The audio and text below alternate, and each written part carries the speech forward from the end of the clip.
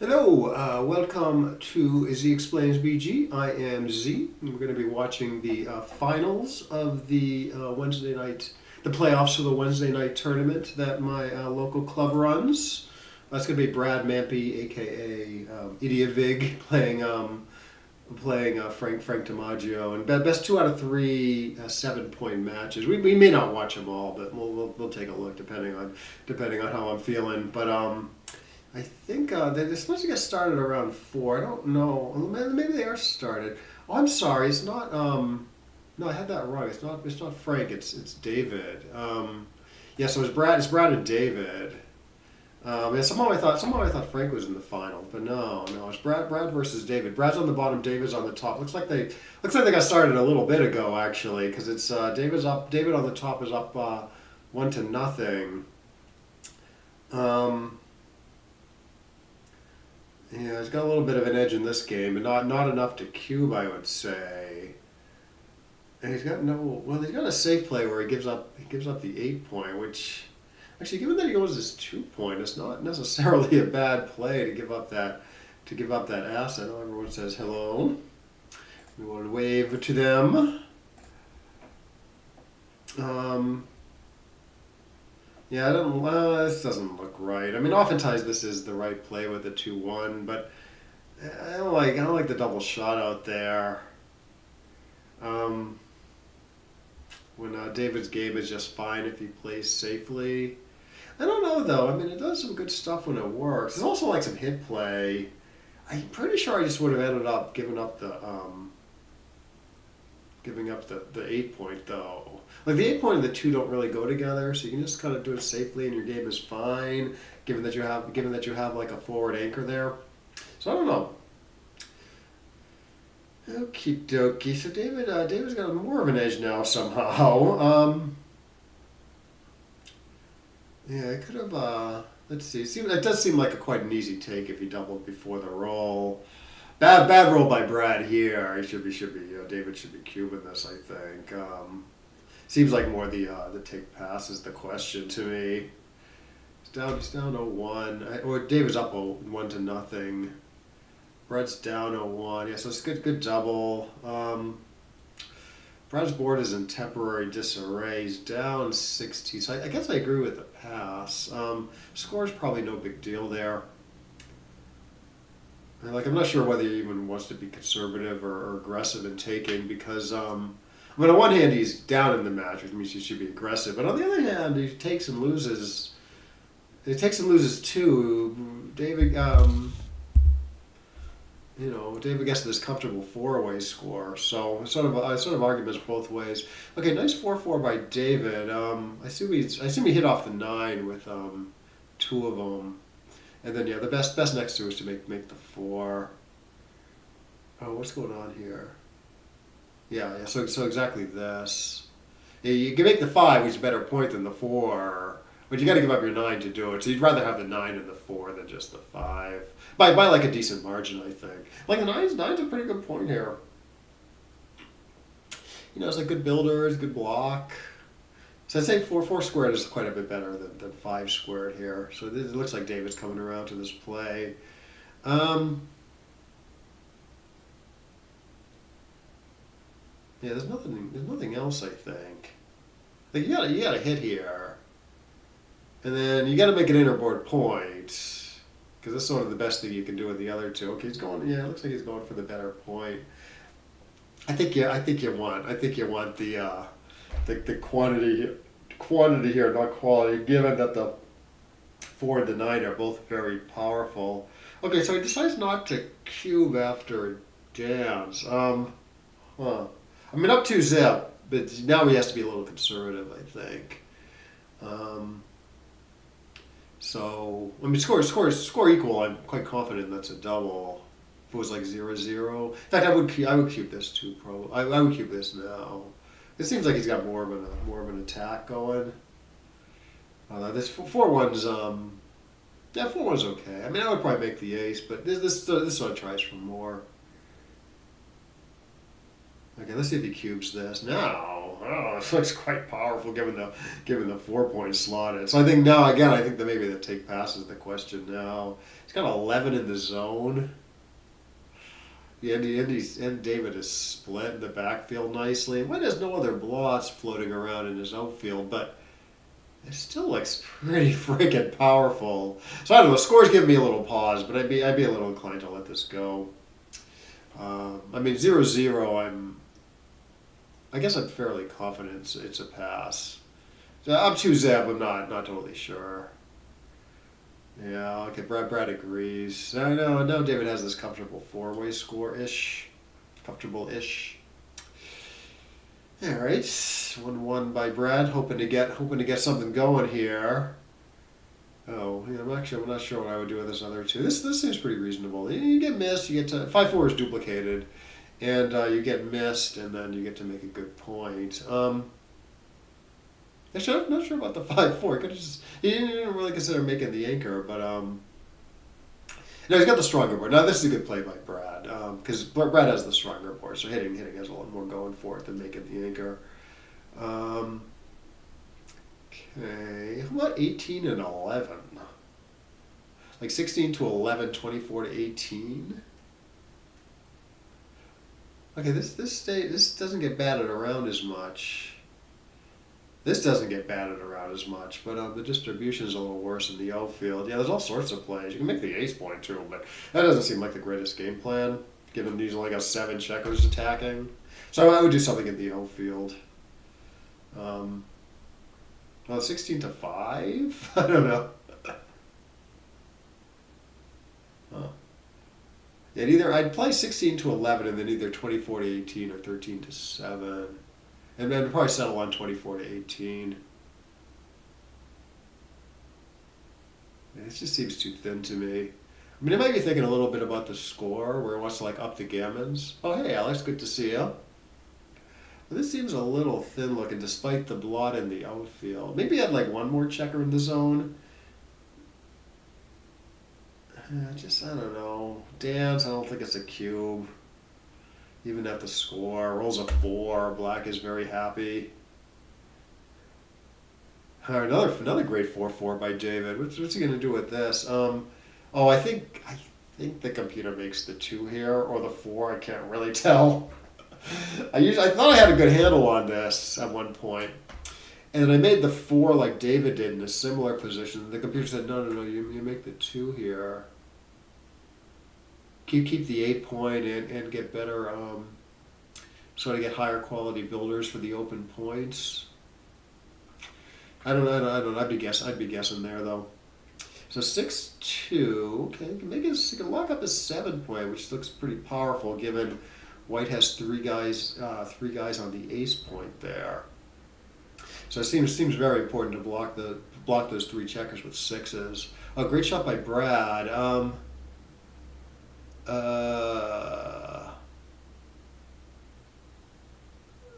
Pop out is kind of a triple shot in the outfield, so this is best. It's not great because it's a little hard to cover in some like productive way, but 4-4 for Brad now. 4-4's on the other foot. So I assume he's making the 20 and the 9 here. Ooh, I don't like this. This looks like it's trying to do too much. Yeah, so this looks correct. So it builds the best structure everywhere.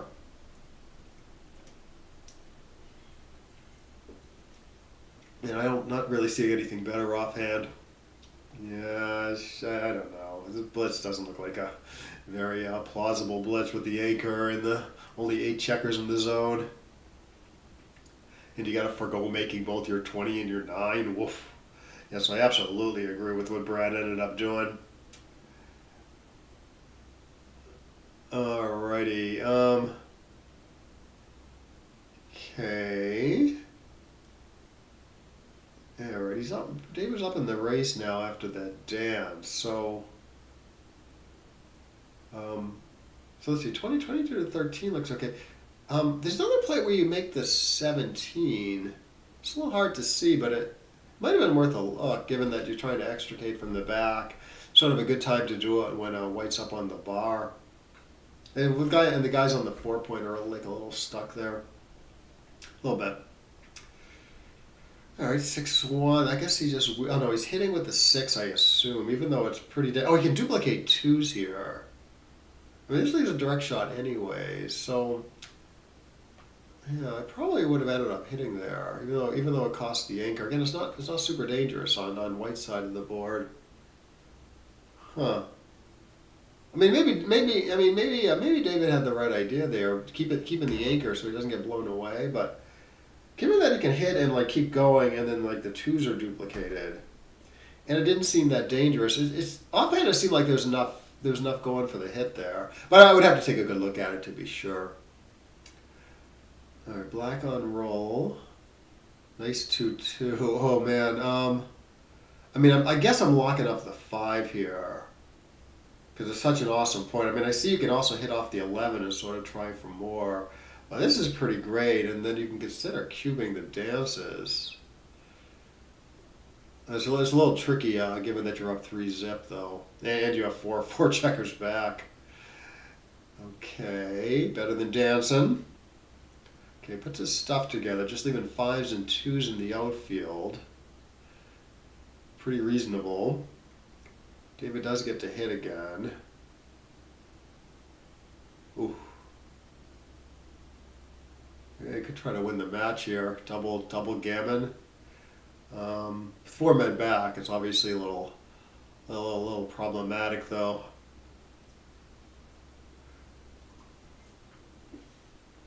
Man, he's got such a big edge, though. He's got such a big edge. I might have pulled the trigger at least once there. And given that, I can use full value from his doubled gammons. Now White's going to cause him enough. Now White's going to cause him enough problems that he shouldn't cube this. Okay. I don't want to make some structure in the outfield there. Although no, maybe he doesn't play that good. All right, 4-3 from Brad. Okay, he looks like he's keeping both anchors. Race is close. I wonder a little bit about running from the front, duplicating 1s and 3s, rather than sort of give up all outfield control. Like, what about cubing this? I mean, is this definitely a clear take for White with all his positional problems? He's got 2 back game formation, but the back game rates to be very bad if he ends up playing a back game. Timing's bad and his board's kind of pre-crunched, you know? So there might have been some opportunities in there for David. Huh. Alright, so 3-3-1 here. Yeah, I would keep the anchor. So this looks pretty reasonable. There's probably a few other plays that build some structure here. I don't want to leave too many blocks in the outfield. Like, this looks a little suspicious to me. Like, the 10 point isn't really much better than the 12 if it's better at all. And I don't love the extra shots and the extra blot in the outfield. So I kind of like what David did at first. Oh, that's funny. Yeah. Yeah, usually, so it's this is the playoff. There's this Wednesday night tournament that my local club runs, like this online tournament, and there's like a little playoffs at the end. The top 4 points earners over the course of the season play in the finals, and these are the 2 finalists. I think Dougie and Frank DiMaggio were the other 2.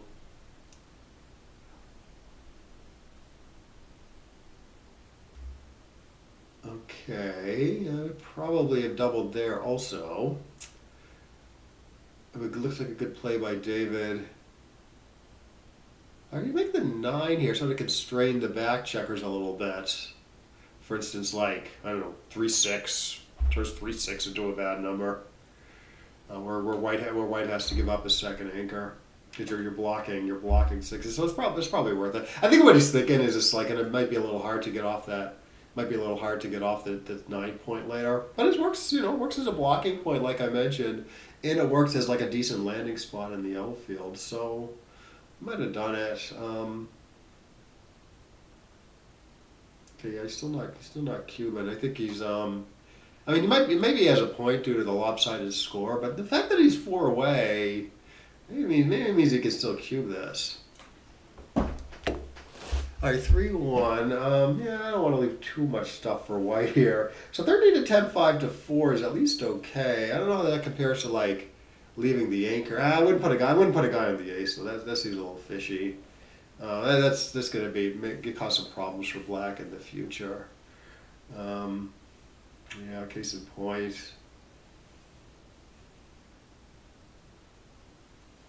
So 13 to 7, 6 to 1 maybe. Another idea is 21 to 10, leaving white's only 2s to hit everywhere. Kind of getting the backmen going at a time when when he's up in the race so much.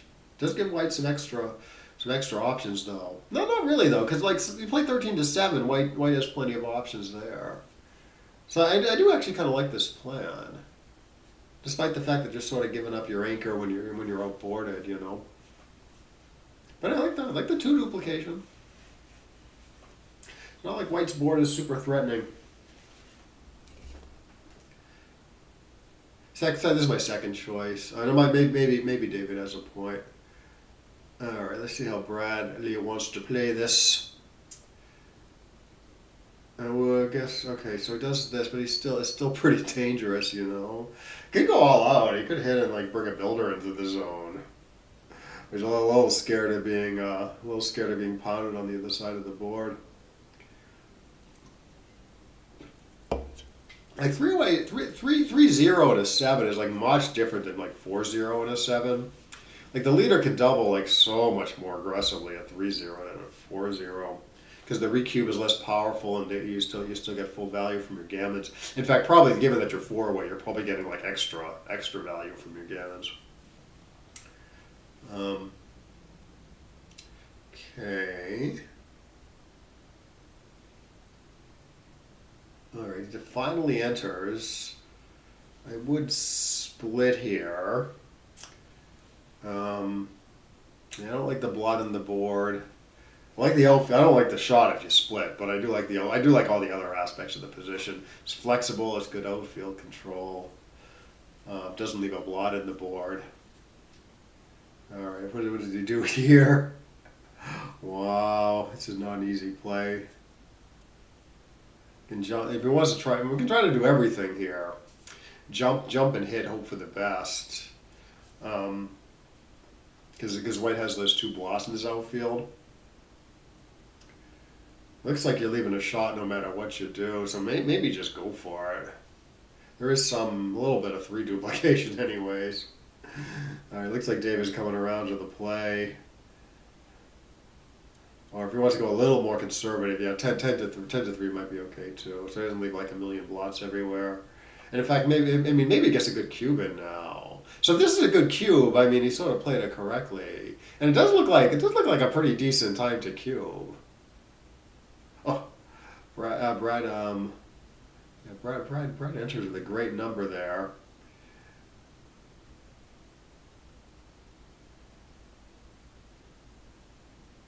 Like if it's not, even if he hasn't lost his market already, after that 5-2 play, like he's certainly going to lose it on like a covered dance sequence.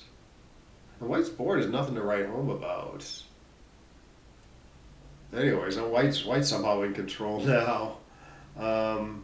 Looks like he doesn't have much of a threat here to close the 6 points. So I do agree with holding off. Is he gonna spread everything out here, leaving 2 shots? This is still 2 shots. There's probably something better there with the 5-2. What about like bringing 2 guys down from the midpoint, making your 8 point, getting off the 4-4, blocking the 4-4, turning it into like this root number. And getting maximal builders for the 6. Yeah, 4-way. Yeah, 4-way. Yeah, it's funny. It's like stuff that's like big passes when your opponent's 4-way. Like you get doubled when your opponent's 4-way. Could be like a big pass. They'll turn into like big no redoubles. Or I'm sorry, big no initial doubles when the guy's 3-away. For the reasons I said. All right, white on roll. Okay, yeah. So it'd be, I think it'd still be a pretty easy. Well, he's up. He's up a million pips. I was gonna say it should be an easy take if he doubles, but given the race, I think maybe I would have pulled the trigger there. And a lot of contact left though. Oof. And black's board is black's board's looking okay. So double still seems okay. Double take it seems okay at the score, I guess. Black has like no recube vig. Oh, gross. Gross.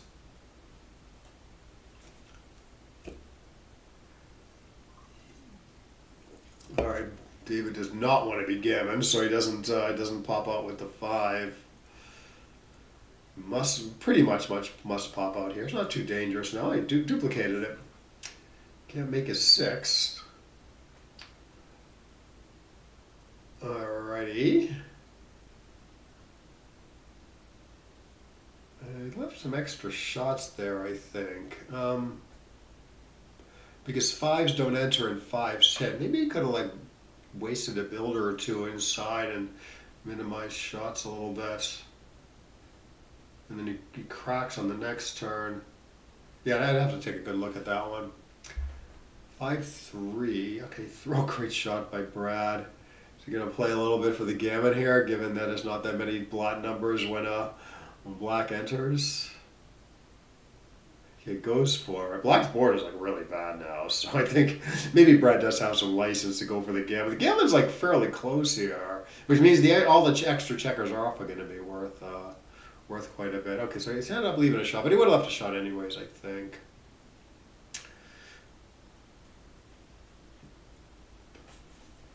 It looks like he's cruising for the gammon. There's slightly better stuff here, like it could bring a guy directly into the 6. It's not gonna matter. All right, big 4-point win by Brad. Huh. Yeah, I'm curious. I'm very curious about the cube action in this game from both sides.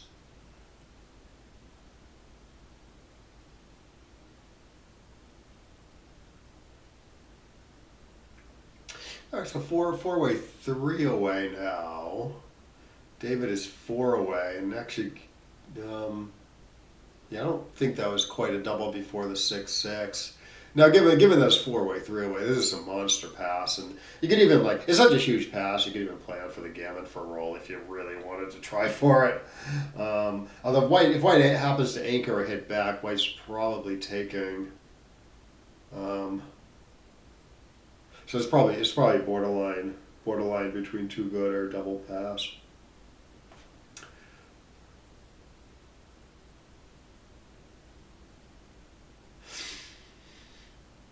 All right, 6-4, but I would not be able to resist this either, David.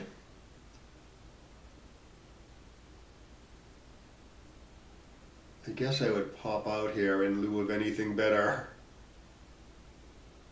All right, 6-5. Okay, maybe blitz now. Maybe make the ace now that white has all these blots floating around. Like you can immediately cube or maybe play on the dances. This thing is just double pass.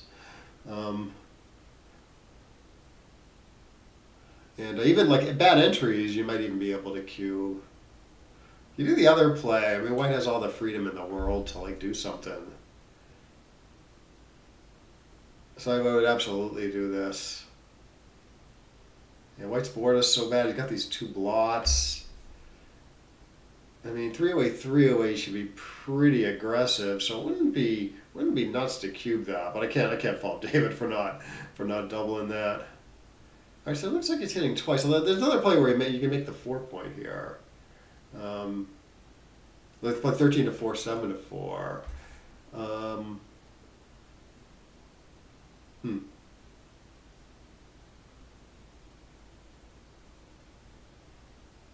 I wonder if this is something of a close call, because I always find these plays a little tough, whether to hit the second guy or just lock up a great point in the board. White's board is very bad though. Oh, got punished for maybe it was the right play, because White's board is is very bad. So usually when you get hit back, it's not so bad. Complicating matters. There's an upcoming cube though. So maybe in that sense you want to reduce volatility, which maybe would mean the other play is better. Okie dokie. Why not make the 4 here with the last 2? Seems like a pretty big upgrade in the home front, given that black's going to have 2 up on the bar.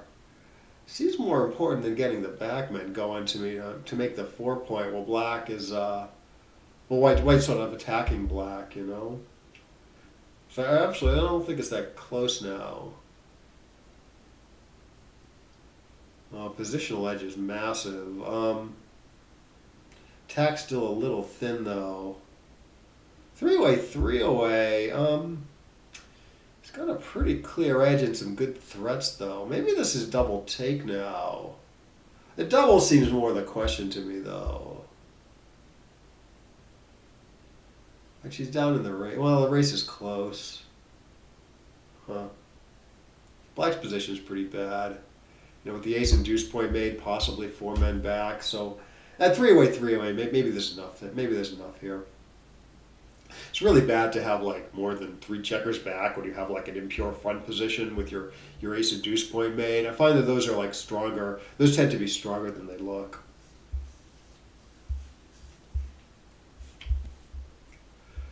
Okie dokie, let's see how Bradley wants to play this. Everything looks a little suspicious to me.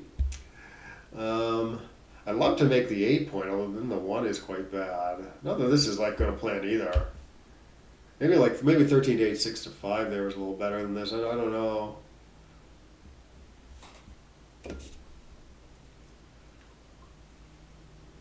It definitely keeps the home front in better shape.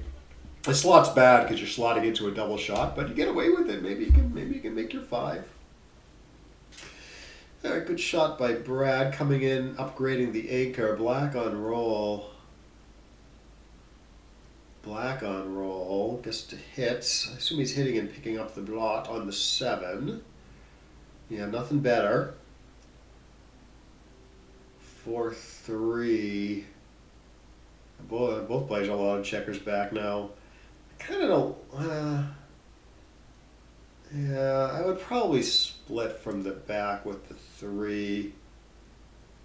It's not like you're trying to. The second anchor, it's kind of okay, but it's not like you want to be playing a back game here with your impure front position. So I don't love the double shot plus in White's outfield. So I probably would have like popped out to the 18 point with the 3, or maybe enter with the 3 and pop out with the 4.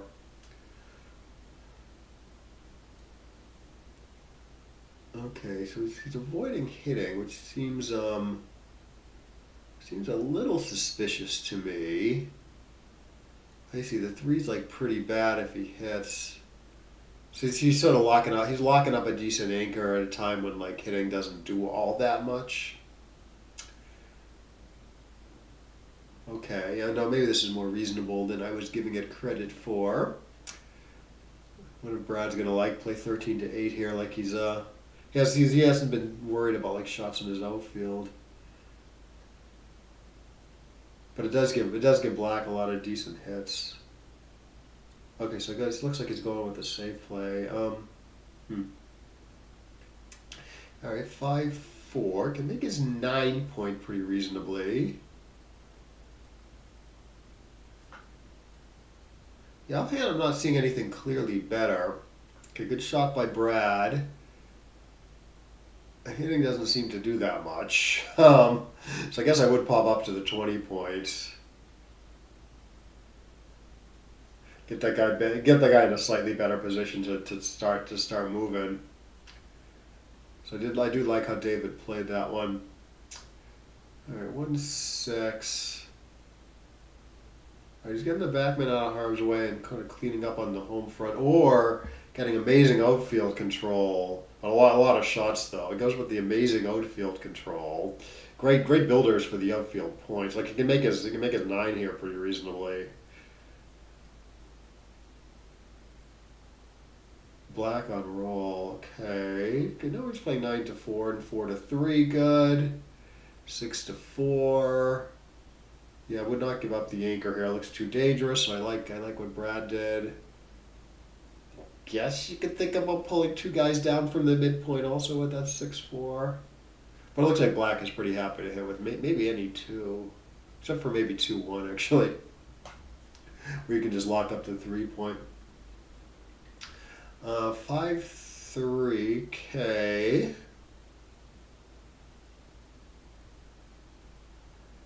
Alrighty. Alright, so, okay. I was thinking he was going to lock up the 11-point, get some blocking stuff against the back checker, but locking up the board's pretty nice also. Black has 2 blots, so yeah, he can leave shots in the outfield. Okay. Oh, now no blots. So Brad must play gingerly now. So exactly this, and yeah, you don't want to play 4 to 2 because you might be hitting next turn. And black, okay, 3-away 3. A cube is still in the middle. Okay, this is bad, but he's keeping his anchor because he doesn't want to get blown away. And it didn't look like he could duplicate anything. If he could duplicate 2s or 3s when he jumped, that would probably be better. But he can't duplicate anything in the backfield. Oh, great shot! All right, he's down in the race. He maybe should just go for it here. You hit and then you double the dances. You know, play optimistically. You make the 15-point. I mean, given that you're down in the race, you're probably still losing. And you can argue you're favorite here.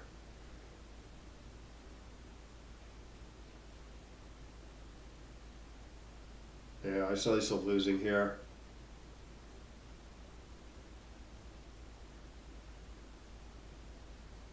Good.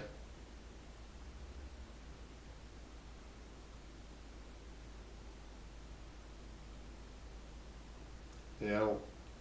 Okay, black thinks he's winning. Maybe. Oh yeah, I would cube this. Dare him to take with the match on the line. Yeah, let's just go. Given the score, pretty reasonable. Ooh, a lot of good 4-4s. Okay, this looks standard, I would say. Let's see what it wants to do with the other two. Oh, you make the 9 here with the other two for show. Faux show. Yeah, great block, great position. Oh, great shot. All right, so 3-away, 2-away. I mean, this is still, even at the score, this is a pretty easy take, I would say, with the back checker. Okay, so he's going to clean up the blot and then maybe double here, but still, White's board is now better. Even at the score, this still seems like a very easy take. Bad roll here. You got one less problem. Yeah, now I think it can cube. He still has problems, right? Because White has that shooter all the way back. And it's going to be hard for Black to play safely, but he's got rid of his midpoint. His 3-away, 2-away. He's up 20 in the race. I think there's probably enough here to cube this. 3-away, 2-away is one of these scores where you should be extremely aggressive with the cube. White's board is in temporary disarray, you know. Okay, still doesn't cube it. Interesting. Yeah, I would pull the trigger again there, probably, given the score. All right, so 10 to 2 squared, okay, no, it makes the 3 and the 2 points. So he's got more home field structure than the play I was thinking. Okay, so now he cubes. Yeah, this is still good. It's down 29 pips, but it still a lot of contact, and White's board is awesome. Okay, so he decides to take even at the score. I mean, he agrees to take it like 0-0 in a 7-point match, say. I guess there isn't a ton of gammas here. And there's still the guy back on the 24 still strikes me as a bit of an asset because the 4 points open.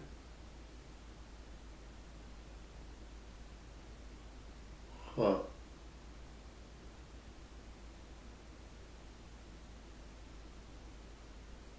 Yeah, maybe the take pass is a little close there. Seems like, I don't know, it seems like there's sort of arguments. I'm going back and forth, so hopefully it's fairly close. All right, so he keeps his anchor. Seems reasonable. Never gets blitzed anyways. All right, 6-3. Keeps his anchor again. This looks right. All right, so I think he should actually play 8-1. Yeah, it's not like he's going to be hitting profitably next roll if he makes like a solid play. So I think it's okay to give up the board there. And it's sort of more flexible long term. You keep the spare on the 6. So actually, I like how David played that. Oh, Brad gets back in it. I play 14-8 here. This is sort of like the worst place that checker can go, because you kind of want the checkers on the high points. You want like a nice like triangle structure. Or sorry, nice triangle structure with more checkers on the high points than the low points. So you don't want to put a guy in the 2 if it's inefficient to put him there. Yeah, I would do this also. 3-3. I think Brad really wants to win this one here. He's rolling really well.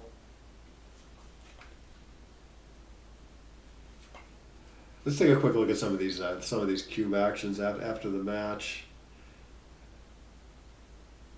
especially the four-way game, and then the 3-away 2-away game, like the 4-away 7-away game. So it seemed like there was some opportunities for David in the 4-away 7-away game. Offer a good like pressure cube, and then maybe we can take a look at like what it is at 4-away 7-away, what it is at 3-away 7-away, and you'll see like this huge difference.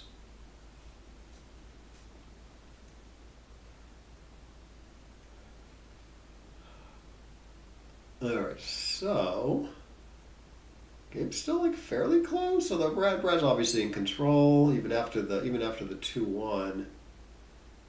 Alrighty, I like this play. I think it works better on 5-5 and here's how Brad rolls the 5-5.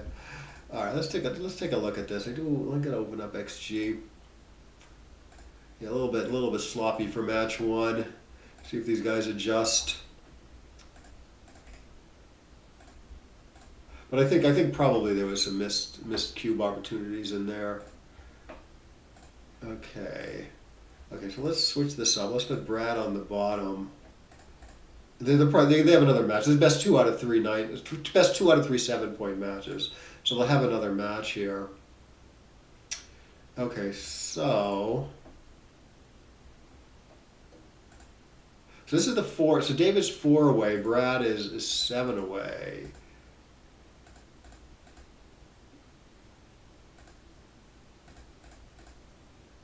The 6-5 looked a little wrong. I like 16 to 5, but yeah, other stuff's okay too. Right, like this is the computer's top choice, but yeah, 16 to 11 and then some 6 is sort of okay too. And then Brad's plays a little anti-thematic because he doesn't have enough checkers in the zone to really blitz. Goes like a 7 checkers here. I think he's thinking a little bit about the score where he wants to up the gammons, but it's just a little too thin. Like I said, maybe if he had like one more guy in the zone. Okay, yeah, the computer does like making the 2 here. And so obviously you're entering and hitting, right? And then, I mean, you can do other stuff, but given that you put black on the board, you probably want an inner board point with the last 2. So I used to make I used to make the 4 point because it's the better point, but you're giving up your 8 points, and if you make the 2 point, let me put it up on the board. I think these builders are like a little higher quality with the 4 point open because they sort of bear on like an extra point this way. If that makes sense, right? Like there's 3 builders for the 4 after you make the 2, and 5 builders for the 5. You make the 4, it's like, I don't know, it's like you're not building the 4 anymore, and you only got 2 builders for the 2. Although actually, you still got 3 builders for the 3. But the main thing, I think, you're giving up your 8 point. Like, if you had another spare there, you obviously would make the 4. If you had another spare on the 8 point. Obviously, you prefer the 4 to the 2. Yeah, see, it's like, it's 4 away, 7 away, so you can cube or it's close, but no, it's just, the computer thinks it's a pretty solid cube. Like, let me show you what it is at like 3 away, 7 away. It's some like monster, huge no double. Right, like 4 away, 7 away, pretty solid cube. Say it's 4-0, so it's 3 away, 7 away, right? White needs 3 points to win the match. So he's not getting full value from his gammas anymore, because he only needs 3 and the gammas are worth 4. And white can recube even more aggressively than normal, given that there's some overage, right? Black redoubles to 4, say, and but white can't use all 4 of those points if it's 4-0. So yeah, I see such a huge no double at 3 away when it's like a pretty solid double at 4 away. And then so there must have been some other opportunities in there. Yeah, like here. Yeah, like here white can cube.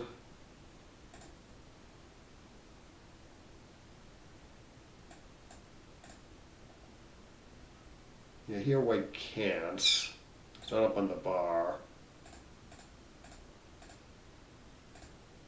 4-1. What about cubing this? Yeah, you can cube this also, although it's very close. Now the black enters, you can't really cube. Yeah, probably pop out here. Again, white can cube. Okay, yeah, just a bunch of missed opportunities at this 4 away, 7 away score. Sorry, that's already a pass even. That's a huge, this is a big pass. Like, I don't necessarily think he was thinking too good. I was just thinking maybe he didn't have like a clear picture, but like it's a little maybe a little funny to double up this much in the match to some people. And then the 3 away, 2 away game.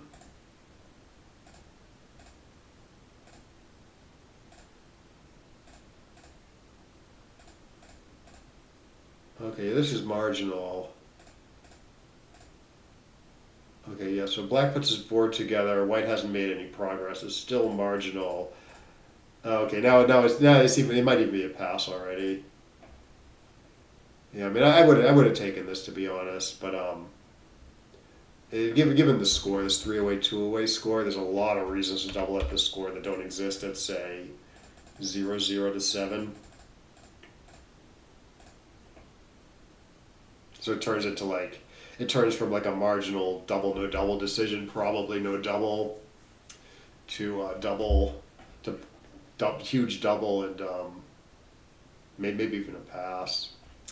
Okay. Anyways, let's go back to the match. I want to watch the next match. There we go. Okay, Brad's on the bottom. David's on the top. Okay, so Brad's up 1 match to nothing, which should not affect your play.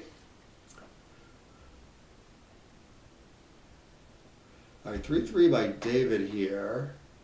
Okay, it misses, but it's not too bad a roll. I mean, you can make your 10 point and then, oh, I see, you're either, looked to me like you only played about 3 of them there. There must have been one I missed. Oh, what a weird position. They have like an 8 prime from black's 4 point to black's 12 point. All those points are filled. Actually, no, this is 9 prime, right? Because the 13 point is filled too. That is too many points. Okay. David, David thinks he has too much work to do to bring this home. So he doesn't cube, pretty reasonable. Oh, great shot by white. Oh, can you? I can't. You can't make both as 4 and as 5, unfortunately. So I guess you're making the 5. There. I mean, what Brad's doing is okay, but what about I don't know. What about like getting those some of that back stuff going? You know, where you have all these like weird points on your opponent's side of the board. So what about something like 16 to 13 squared, 8 to 5 squared? Is that better?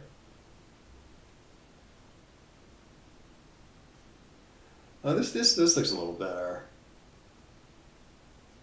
Maybe, yeah, okay. He's thinking. Okay, he wants his 10 point, and he's thinking it's not a big deal to get off the 16 point or like the 18 point or something. So actually, I kind of like Brad. Well, I kind of like what Brad did. Oh, hey Rob, good to see you. Oh, I'm sorry. Damn it. Yeah, I still do that sometimes. Yeah, thanks for the info. Yeah, it was such a. Oh, I missed the position too. All the points were filled in from Black's 13 point to Black's 4 point or something. So there was like 9 in a row or something. Maybe 10. I don't know.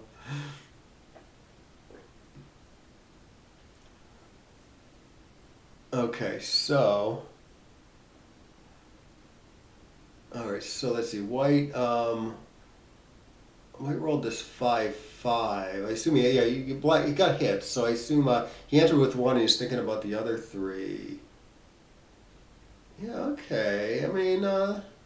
This looks okay. 11 squared looks okay, although it separates the forces. I don't like this. I think this separates the forces a little too much. I think you want either your 13 or your 11 point here. This looks like it's going to be a little tough to play, you know? So yeah, I would have found something a little different there. Yeah, the guys are just a little too stuck. Um, Guys are a little too stuck. Yeah, so this is the this is the finals of like the playoffs or the Wednesday night tournament that my local club runs. It's best 2 out of 3 7 point matches. Brad is currently up 1-0 in matches. So this is for the title of Wizard of Wednesday Night, we like to say. It's an interesting position. Brad has like this decent defensive posture. His home front's a little underdeveloped, but yeah, I agree that it causes Black too many problems to cube this. Somewhat fewer problems here if he can get away with this one roll. 10 squared one's like 13 to 10 squared, 4 to 1 squared looks pretty good. Yeah, hardly any shots. They have a few shots, but everything else is more. And you have 4 points open, but you got good builders for the 4 now. Oh, this is going to be bad, isn't it? This is going to be bad. Oh, no, it's not. 2-2. I was thinking it was 3-3. 3-3 would have been horrible. No, 2-2 is good. 2-2 is a good number. Yeah, I think I was remembering the 3-3 from the previous roll. All right, now this is bad. Yeah, now would cube is Black and dare White to take with this horribly crunched home front.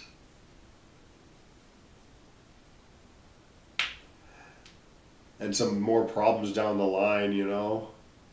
So maybe they should just go double pass, actually. Despite White having sort of 3 anchors that causes Black some problems. I don't know, it's such an unusual position. I could be off by a lot.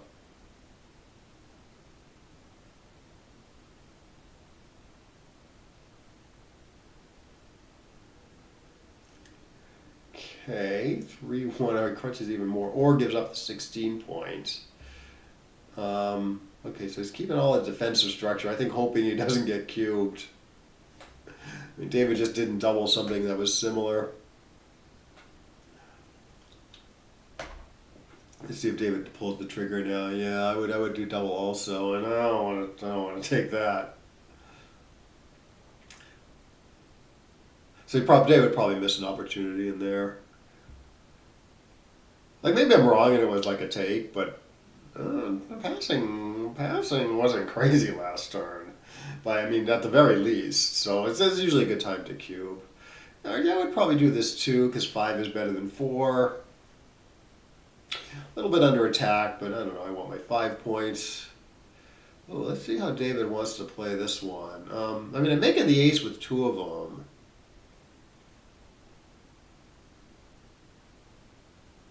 Okay, he's going. Yeah, he's going full blitz. Pretty reasonable.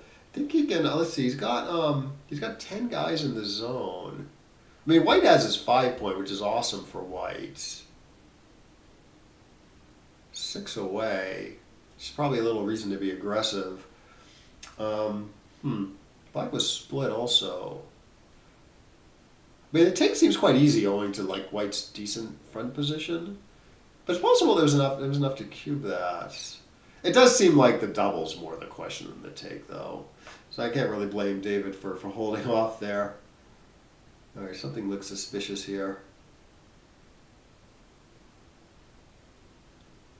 Yeah, I would end up doing this, I'm pretty sure.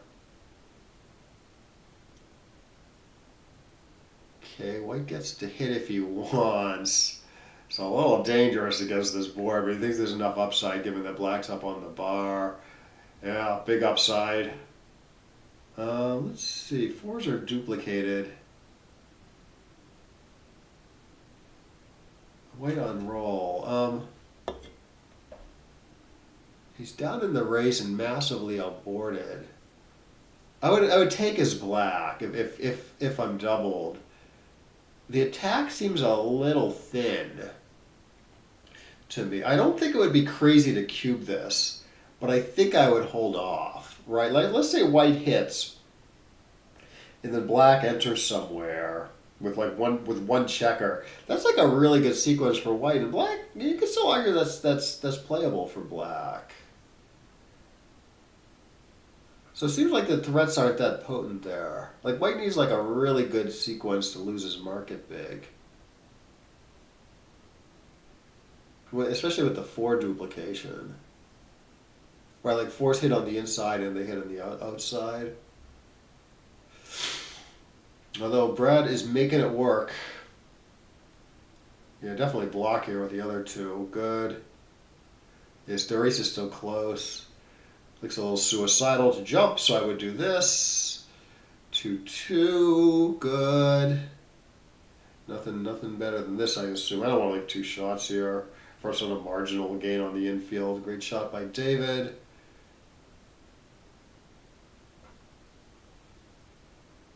Alright, yeah, you can do whatever here. I mean, if you want, you can slot the 4-point here. Hope to make it later. Better for the race. But this is nothing wrong with this also. It's a little hard to make the 4-point. All right, 5, 7, 9 points aren't really a bad game. I think you were right about passing earlier, right? Yeah, quite an unusual position. I mean, especially after White screwed up his front position. That does seem like a very tough game for White. I mean, even if he gets to hold all 3 points for a while, maybe I think you're right. It's just too tough a game. Okay, so no, yeah, I think this might be a real error to clear the 9, given that the race is so close. Like, obviously you want to block 5-5, but you also just want to block the bigger numbers in general with the race this close. See, so I don't like what Brad did, giving up the 9-point there. Ugh, everything is kind of ugly. I kind of like making the 1 over the 2 if you play 7-3 squared, though. Or this, yeah, this is okay. It does give David license to run with 1 if he rolls like a 6-5 or something. Run safely. But somehow making the 1, keeping the spares on the 6 looks a little better to me.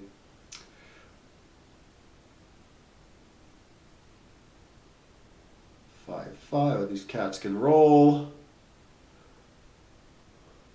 Black on roll. Weak, very weak.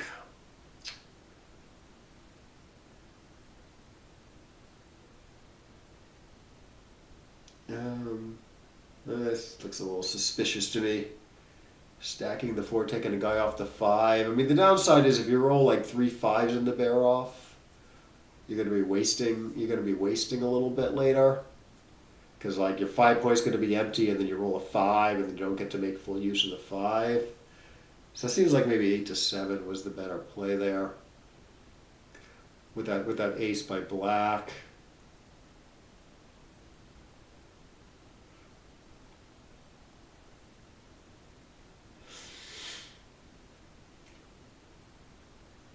Alrighty, it doesn't look like anything to me. You gets to spread things out. Yeah, or not just 5s, but 6s also bear off the 5 point. So you have to roll like 2 5s or 6s, and then your 5 points empty, and then you're going to waste on later 5s and 6s more than usual. More than you if you had to. So in other words, the distribution was a little off.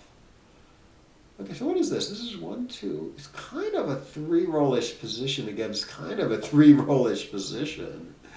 I mean, if he rolls a 4, he kind of loses though. Like certain 4s, anyways. I mean, 6 4 5 4 4 4 are fine, but 4 1 4 2 4 3. Well, I guess to immediately redouble to 8, I assume. White has his own problems though. I wonder if that means this is double take. Given that both players are sort of somewhat worse than a 3-roll position.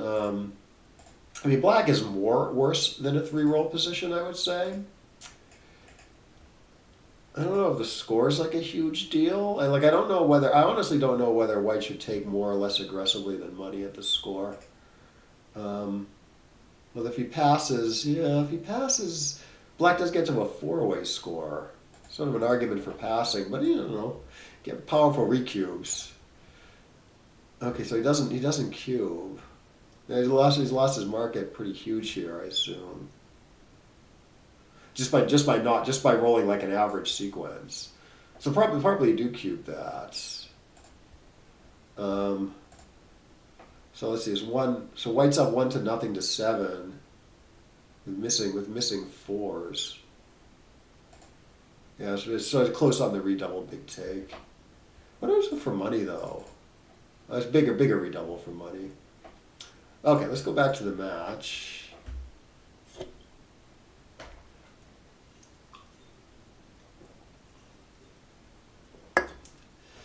Okie dokie, 6-1. This looks like the best thing David can do.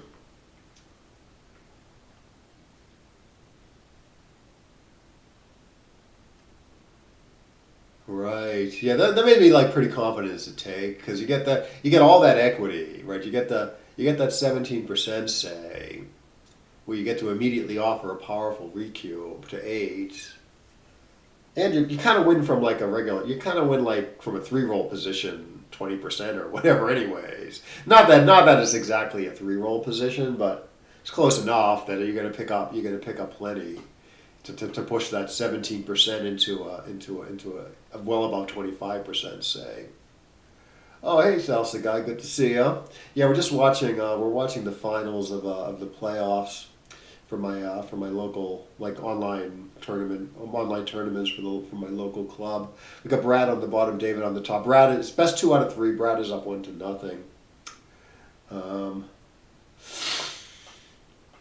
Okay, so black on roll here. Okay, yeah, he's got nothing obviously. 6-3.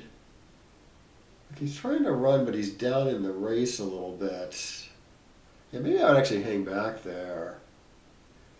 Let's see, Brad is up 7. Yeah, so he's up 7. So it's almost, say on the race alone, for money, say, it's like almost a cube. Because you need to be up 8% of the leader's pip count to offer a cube for money. So given that he has some like decent hit numbers, he can actually cube this. Because that makes up for like the one pip and change. So it looks like it did go double take, which is, I believe, correct. Okay, you can't hit with this. And he's down 0-3, which maybe means he can be a little aggressive with the cube. Alright, black on roll, 3-2.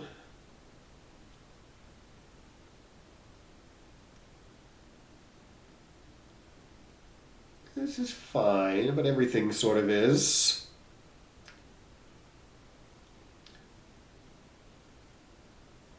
Alright, yeah, David, let's see. What is that? So David, let's see, if David ever does recube to 4, Brad can pass and go to 7 away, 2 away, which is what? That's 16%, I think. So take points exactly around 16%, a raw 16%, because he has to take and redouble him back to 8 for the match. or it can pass and be 16% in the match. If I have that, if I have the new match equity table correct. But it doesn't look like it's going to happen. It looks like it's just going to be 3-2 in David's favor. Yes.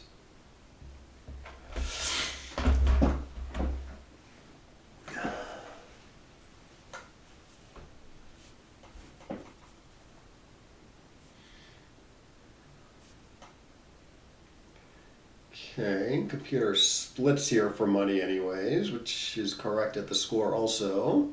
Nice shot. I would do it, yeah, with the only a 1 point board. I think normally you're supposed to like err on the side of making the point rather than hitting somewhere else. Because you put two guys up on the roof, because you only have a 1 point board. I mean, this is simplistic, but black's just going to enter. So it's not like your 1 point board is like causing much stress for black. So I think that maybe means like you should make the 5 there, and then you get to make the 10. Oh, you give it up your 8 point, but you get to make the 10 with the last one also. Huh. On the other hand, Brad's play does rip away a builder on the other side of the board, so it wasn't crazy. Alrighty, yeah. What about 18 and 5? Make both the 18 point and the 5 point here. Rather than make the 2 and play a little safer. Seems like the structure is overwhelmingly better if you make the 18 and 5. So I probably would have done that rather than to do what Brad did. Yeah, this is the best David has.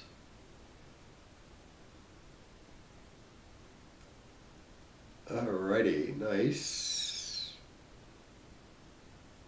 5-3 again. I don't know. You can make the 18 and 10 here pretty reasonably. I was gonna say I can make the 5, but 18 and 10 is sort of makes more points and a safer, so it's pretty reasonable. I don't know what I would end up doing.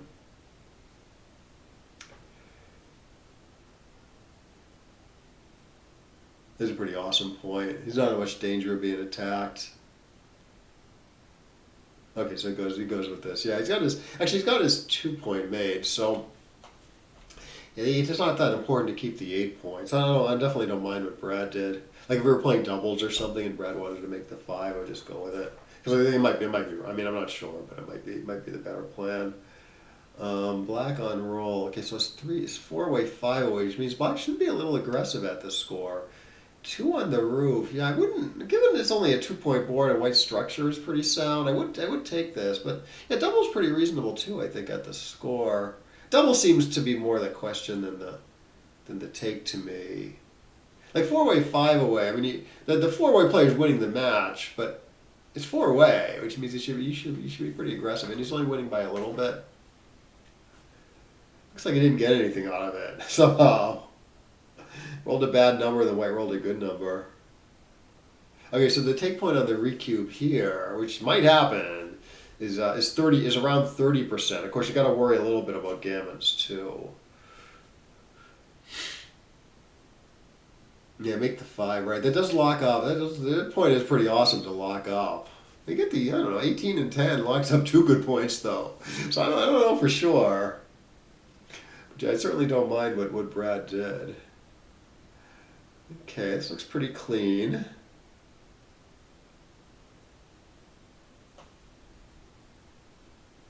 Okay.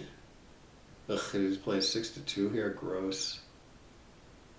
What about coming in with the 4 and then? Oh, maybe we can come in with the 4 and then play like a 2 by either like play 13 to 11. Maybe there was some 3 duplication there, so that was probably a better play. Coming in with the 4 and then playing 13 to 11. It's a little exposed. Probably does get gammoned a little more, but it keeps the home front in much better shape.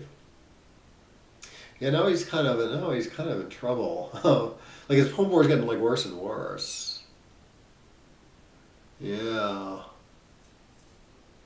Yeah, maybe it's just close. I don't know. Hope it's somewhat close because it seems a little unclear to me. It's 2 very different plays, so Even if it's like 0.04 or something, I would consider that like pretty close.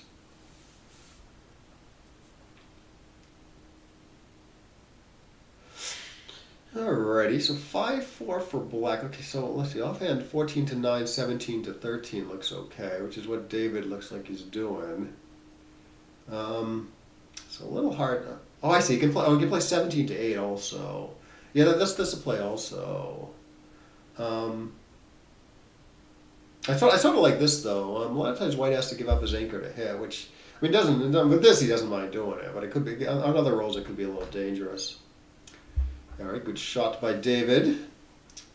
Yeah, I would just pop out, play safe. Although 13 8's not bad. Race is close though, so maybe you do want to get that back man moving.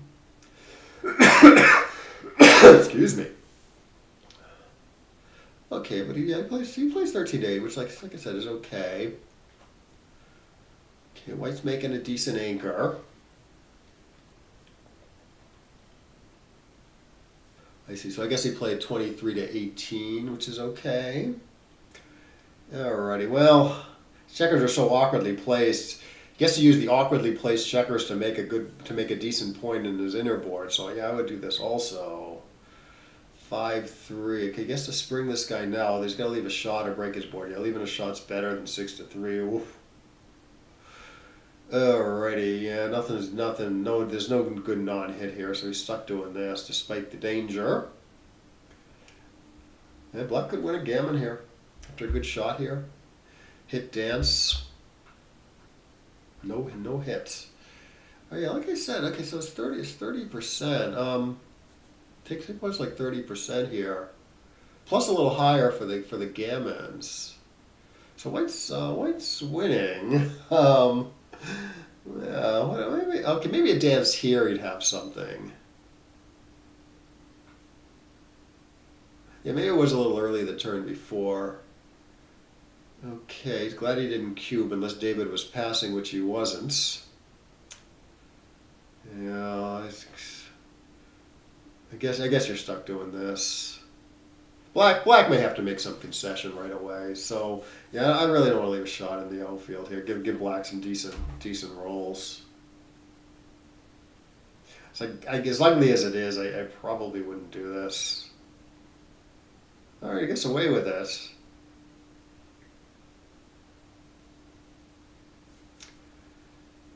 All right, yeah, he's not quite getting away with it.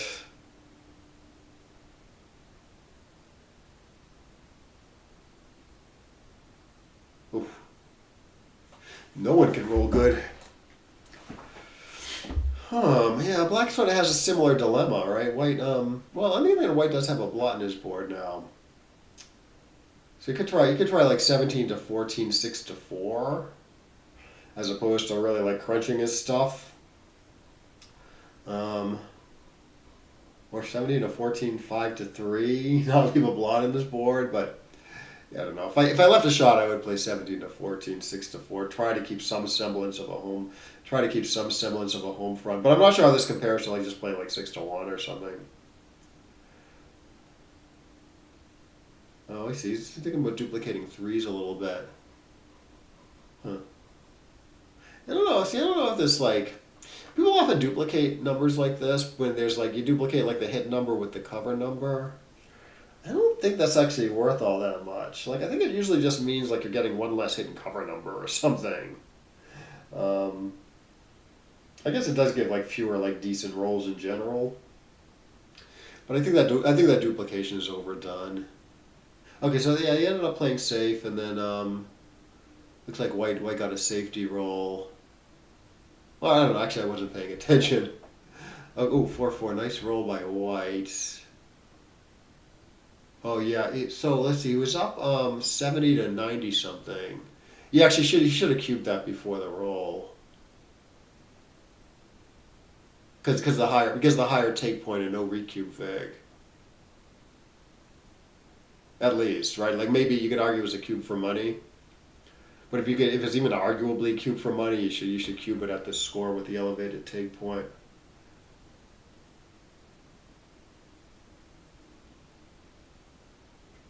Ooh, great shot. Okay, so it's another four-away, three-away thing for David. Okay, good shots. Okay, David has nothing now. I probably wouldn't do this. Oh, that's not bad. I mean, White has to give up his anchor to hit in this at this score where like White's really, really averse to upping the gammon. So I guess I see what David was thinking. Yeah, maybe he had a point actually. Given that White only had a 2-point board with a block. My first impulse was just sort of bury a guy, play 6-3, 6-5 or something, which could still be the right play. Okay, 5-1. I never know about this type of play. I mean, there's all sorts of you could play 13-7 here, just giving ones and nines to hit. Get some long-term flexibility, make it easy to play in the future. Or actually, slightly better than this would be 13-8, 6-5. Okay, but he goes with it. Yeah, pretty reasonable. I don't think there's anything wrong with not leaving a shot there either, though.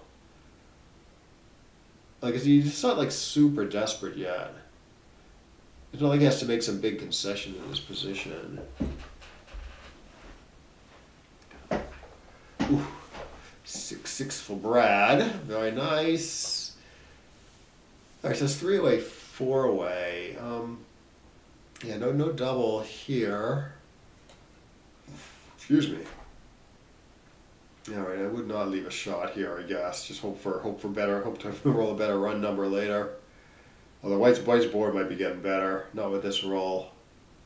Not with this roll. Okay, so yeah, White is thinking about not having any blocks in his board because Black is going to be forced off this anchor with almost all his sixes. So White might be hitting next turn. Yeah, I don't think Black should leave anything here. Actually, maybe 6-4 is a slightly more accurate juice there. Given that Black's probably not hitting next turn. All right, so White on roll. He's down 4. He's got strong 6s, but hit enter doesn't really lose his market big. Okay, so he holds off. Yeah, I don't have to think about that one. Could be a cube because in a holding game, the four-way player actually has to be a little careful about taking sometimes. Because the nominal take point, in other words, the take point ignoring gammons and ignoring recube vig, is quite high at the score. But you get extremely powerful recubes to 4. So if you're in a position where you're hoping to turn the game around with a hit, you hit and then way overshoot your market, it turns into a big pass, and then you don't get very efficient recubes. You don't get a lot of value from the cubes. So a lot of times, the four-way player has to be a little careful about taking at this score in non-gammonish positions, where he's going to turn the game around violently sometimes. In a race like this, the equity might swing a little slowly, so he's likely to get more powerful recubes in. So this does seem like a take. You'd have to think about the double a little bit. I mean, White was only up a pip there or something. But he's a lot more efficient than Black, so I can't really fault the double.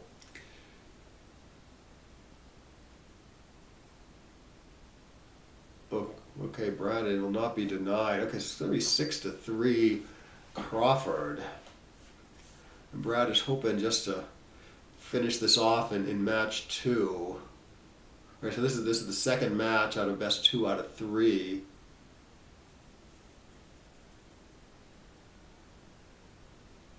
Good. Okay.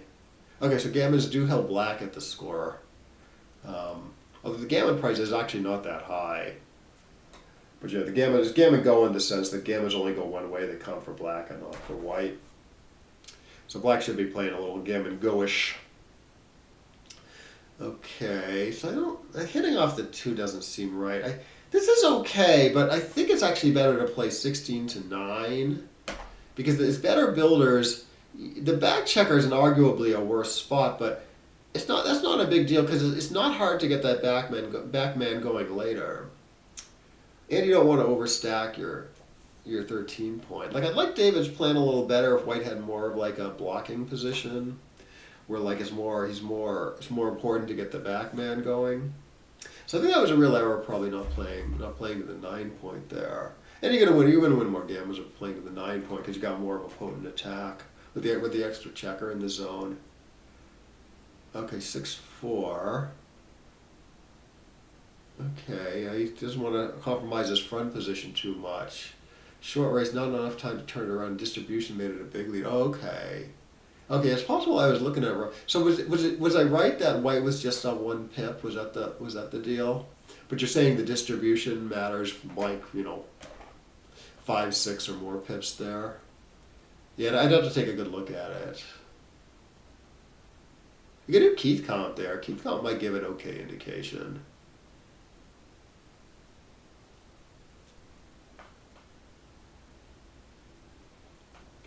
All right, so 6-6-1. This kind of seems like the right plan to me. Although I might play 6-5 with the ace. Yeah, I kind of like this. Like it looks a little funny to leave a double shot in the outfield, but I notice the computer often does this to sort of distract black a lot. Like one, you might get black might roll really awkwardly and you get a shot in the outfield, but also you can't like hit him. If he's hitting in the outfield, he's not making like a great interboard point. So I really like how Brad played that by jumping out with the 6, and it was a little destructive on the home front. Like you could even like it might be good to even like leave it there now, right? Because again, if black rolls like a 2-1, he shouldn't even hit. He shouldn't even hit there really. He should just make his awesome 4 points. On the other hand, maybe you're not getting that much good contact by leaving it there. All right, so 5-1 for David. I mean, you can clear the 8 points safely, although I'm kind of not feeling it. It does look like pretty good builders. Let's see, you could leave 2 shots by breaking the 10 points. Huh. It's only 2 shots. You don't really need the block that much. Yeah, actually, I don't mind David's play with the 5-1. Yeah, maybe we can take a look at this match afterwards if my voice holds up. I've had this like bad cold the last few days. I think it might be allergies actually. I don't know if I get like around this time every year I get like super sick. And I get like so sick that I think, oh, it can't be allergies. But it happens like every single year. Around like mid to late May when like stuff is growing. So I think I'm just like really, I might just be like really super allergic to like stuff coming in the spring. But I got like really, really ill. I'm a little bit on the mend. Okay, so David's playing appropriately for the gammon here. This is okay. You can maybe consider clearing the 3 there also, given that clearing the 6 does leave some blot numbers also. And you want to block the bigger numbers, and you want to get a checker off. It's not that much faster to clear the 3 though. Okay, I wonder you could have actually ripped 2 with the 4-1. Given that you get to an even number of checkers, and it's a little hard to lose after being hits, and gammas are a little bit more valuable than usual. I guess a 3-point board it would be right. Against a 4-point board, it's a little fishy. There's a play to keep in mind, especially at these, especially at a score where gammons are extra valuable. But you got to be careful, right? Like it's only maybe right because David rips 2 and gets to like an even number of checkers. I mean, he's leaving a shot on the 4, but given that you can easily see it making a difference in winning a gammon versus not, and it's pretty hard to lose that. Yeah, I might have done it actually. Okay, so that was 3 away, 1 away, post Crawford. So so David doubled appropriately right away. Although it's okay to wait at these odd away scores. It looks like Brad hit twice with something, which, Yeah, I'd have to go back. Yeah, thanks. Thanks. I'll do my best. No promises.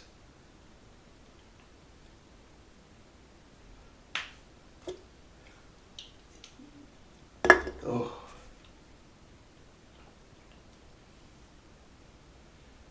Okay, so Brad's trying to either escape a guy or make his best anchor. So he hits for tempo. David's really one. Now this is pure gammon go. This score is pure gammon go. In that it's the same score as like 2 away, 1 away Crawford for David. So he should be crazy aggressive going for the gammon. Okay. Okay, he's gonna get yeah, this looks good to me. Sort of keeping control over White's inner board also might make it a little harder for White to play if he does this. Yeah, I like it. Okay, like he can hit here, but he's gotta leave a bunch of tough return shots here. This is the best. I think this is the best you can do though.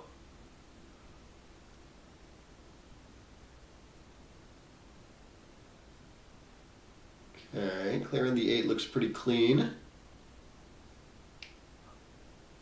Oh, this looks odd to me.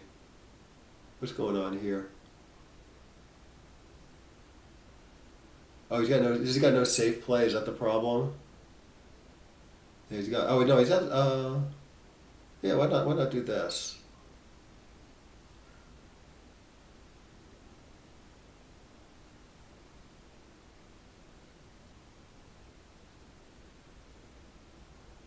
Okay, 3-3. Huh. Okay, so he's still down in the race a bunch. So there's a play 16 to 7, 20 to 17, which looks pretty attractive to me. There are a few hidden cover numbers, but it sort of puts the most pressure on White. It's going to be a little hard for White to play safely if he doesn't roll a great number, like a great hidden cover number. Or at least, it won't be hard for White to play safely, I should say. It's going to be hard for White to play sort of conveniently and keep all his nice structure. Or another idea is 20 to 8 is also possible. Yeah. And then there's other plays where you make the 17 also. There's all sorts of stuff. Like 17 squared, 16 to 10 is also possible. I don't like this as much because it leaves a shot and it takes some pressure off of White's 7 and 6 points. Like now White doesn't really have much problems playing conveniently. This is a little inconvenient, I guess. But I would probably And he doesn't have a good 6 now. But yeah, he didn't want to screw up his front position. Alright, 6-1. Okay, keep some outfield control. It's okay.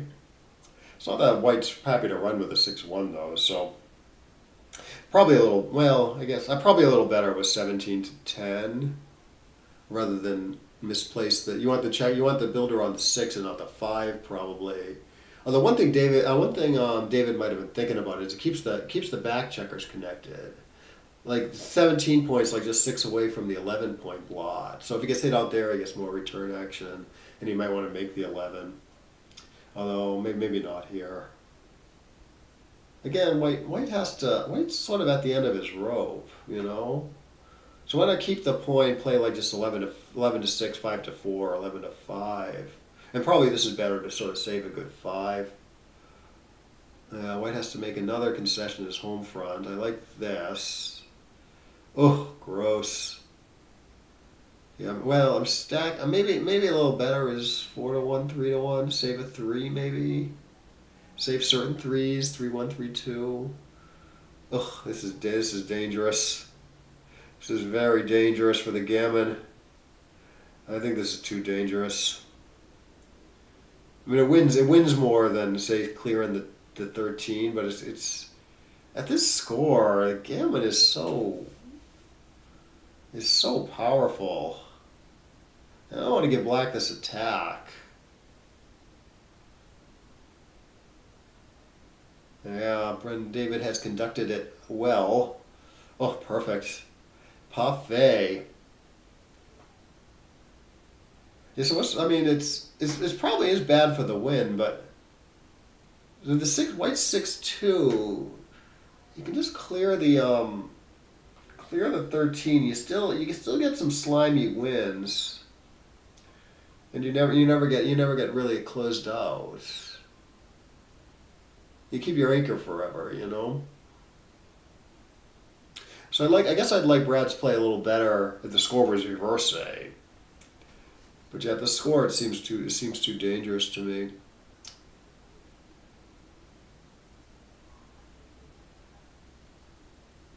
But he rolled a nice 6-6 to probably save this thing. Somehow this and 13 to 7 squared looks best to me. Oh, I'm sorry. No, this is the whole roll. They had a lot of work to do. So probably there was something better there. Like instead of playing 19 to 13 with the last one, you can play 13 to 7. Keep everything. Keep more checkers on different points. Just more flexibility in the future.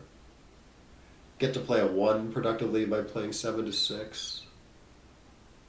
Okay, but anyway, she does get to save the gammon. Yeah, that looked like a well-conducted blitz. Yeah, it looked all correct to me. Like there's one time he could have like attacked inside as opposed to hitting in the outfield, but the harder things seem to be hitting in the outfield.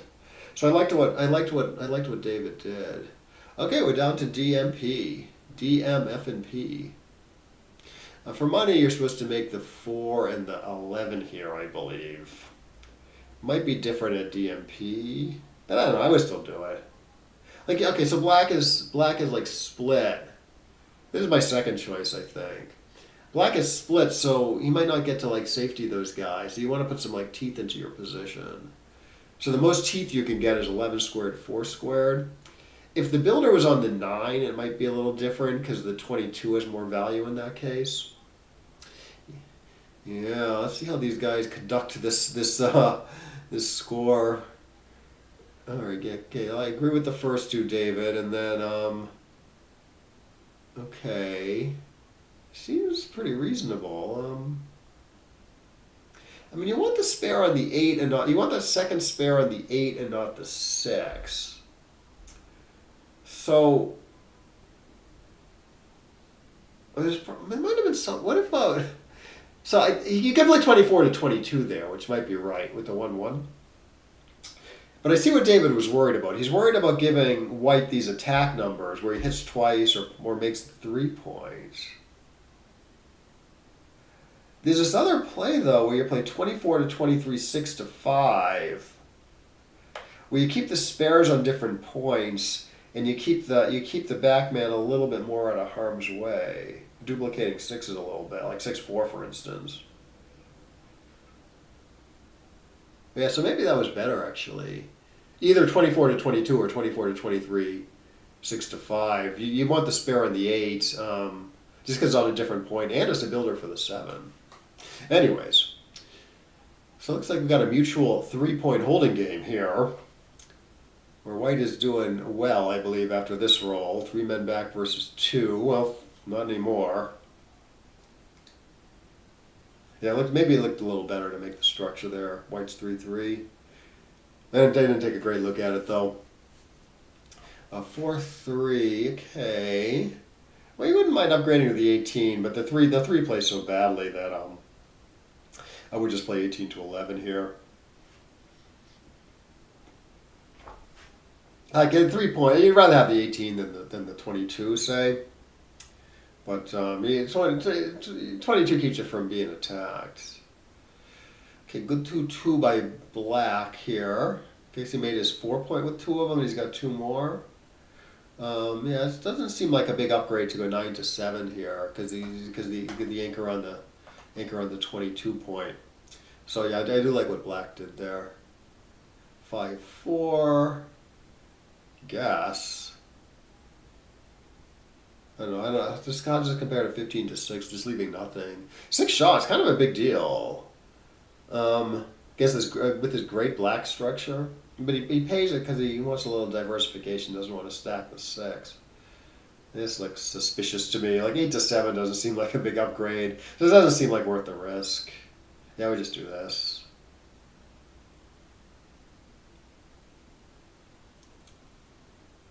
And there is nothing better. Like, okay, so you get away. It sort of slots the 6 prime, but it's a little hard to, even if you get away with it, it's a little hard to make the 6 prime. If you make the 7 now. Okay, nice shot by Brett. Okay, so his builder in the outfield paid like big dividends. His position is so much nicer than if he played safe with that previous roll. 6-3. Okay. Yeah, I guess that was right with the 6-3, not giving White any immediate attack stuff. It's gonna have to go pretty soon though. Right here, like here. Okay, so now he has to give up like his awesome front structure to run. If he doesn't run, it's not. It's pretty dangerous to run, but it's not crazy dangerous to run. I might have run there with the 6-3. Because he has his like, White has the blot, only a 4-point board, and Black has this great structure to back him up. So say he gets like effectively attacked, he doesn't always lose because he still has the great structure. Or if he happens to like hit back, that's awesome. Huh. 3-1. Both players kind of crunching a little bit. 3-1. Okay, let's see if Brad splits here. He has to duplicate 2s a little bit if he plays 22-18. See, now the front structure isn't that great for White, so I wouldn't be completely averse to like doing this.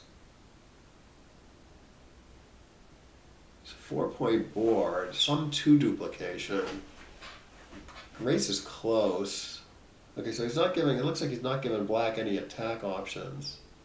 He wants to be the one attacking. Yeah, pretty reasonable. Oh, great shot. He was hoping for a 1 or a 3 and he rolled something better. Wow.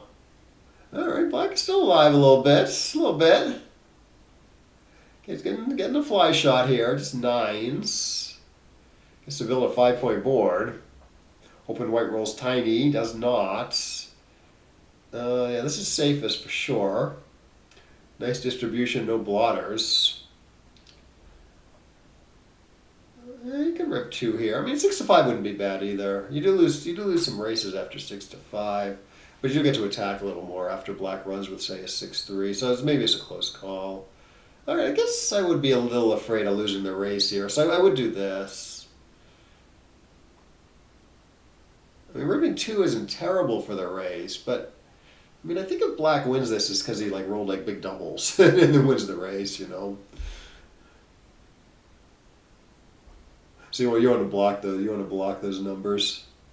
Might be something of a close call though, because ripping 2 like does okay for the race also.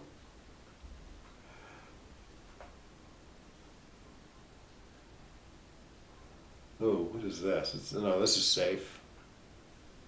I overlooked a similar play recently, where I like left a shot in like that type of position because I didn't see you could play behind Black's checker.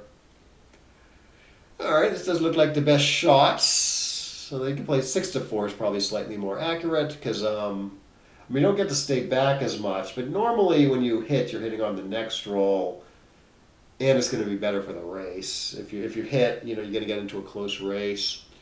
All right, 3-1. Yeah, I mean, Black still has to run with 6s and big doubles, and if he rolls like a 4-3 or something, he has to compromise his front position. And it's only 11 shots. I don't mind this play. I wonder if there's something a little better. Although I'm not seeing it, because like if you hit 6-3, say, you're leaving like 3 extra shots. If you're like 6-3-2, it's kind of a lot of extra shots. Oh, I see. You could play 4-1 and 4-3 hitting, but no, that lets Black dance and keep his board. So I like how Brad did that, and he got rewarded with his victory. Okay, let's actually go through this match. This was a very interesting match, but congrats to Brad, congrats to David for making it this far. Yeah, pretty cleaner match than the first one for sure. Let's go to XG mode. We'll put Brad on the bottom. And then let's go through this. Oh. Okay, a nice double hit here. Can turn on the arrows maybe.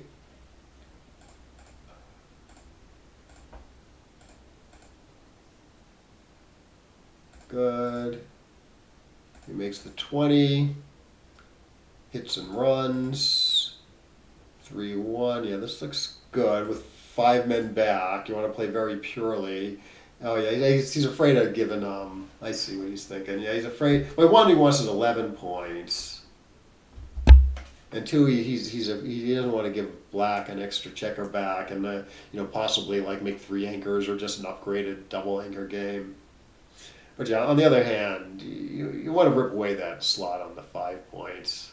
You don't want to. It takes away. In other words, it takes away black's forward going chances. Which is usually what you want to do unless you're committed, unless the other guy's like committed to a back game. Okay. Okay, now he gets the right idea, hitting off the 20. Okay, this is okay. You can also be a little more flexible. 8-4, 6-4. Oh yeah, this is when it gets weird. Everything is close. Oh yeah, we'll see about the cube action this game. Yeah, isn't this position funny? It's it's 9 points in a row filled with checkers. 10 points in a row. 6 here, 3 here, 1 here, and 10. It's sort of a 10 prime, a collaborative 10 prime. Okay, yeah, so this play is fine, but let's see, what does the computer want to do? Oh, 20 to 16, 13 to 11.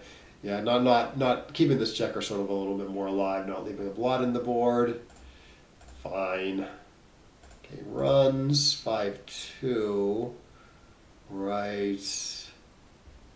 Yeah, with all this stuff back here, the computer wants to kind of start bringing them around together. So it wants to make the 11 point, give up the 16 points. Brad keeps all the defensive structure. 3, 16. Okay, yeah, no, I remember seeing this. Okay, 16 to 10, 8 to 5 is fine. That's the computer's top choice. But yeah, Brad's play is close. Again, the thing I think you don't want to do. What was Brad thinking at first? 13 to 7, 8 to 5 squared. Seems a little disconnected. Yeah, like this. The computer doesn't mind this. The computer doesn't mind this play.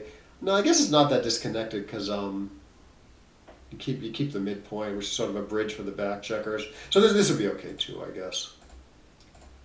Okay, nice shot. 4-3.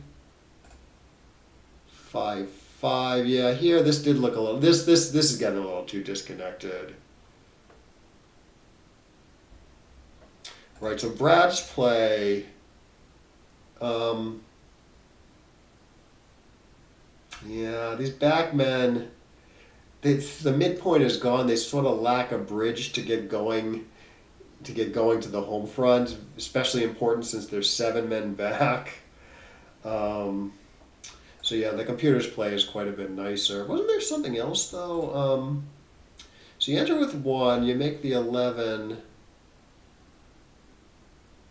No, I guess that's what I was thinking. Yeah, you enter with 1, and then you do this with the other 3, making the 11, keeping more stuff in your outfield. I guess you can play with these checkers a lot more easily. Yeah, then you could play after Brad's play. Like if you can't get this guy out, it's going to be a little trouble to play productively. Okay, so tricky. It's not an easy play, I would say, but this did look a little fishy to me. A lot of times, like you have like a million men back. The right play is just like to move some of them. I mean, that's super simplistic, but like sort of from like all the weights back there, right? So from a physics point of view, that stuff like wants to move, and that's often the right idea. So Brad's like not moving enough from the back here, whereas you move from the 16 point, you're moving like a little bit from the back.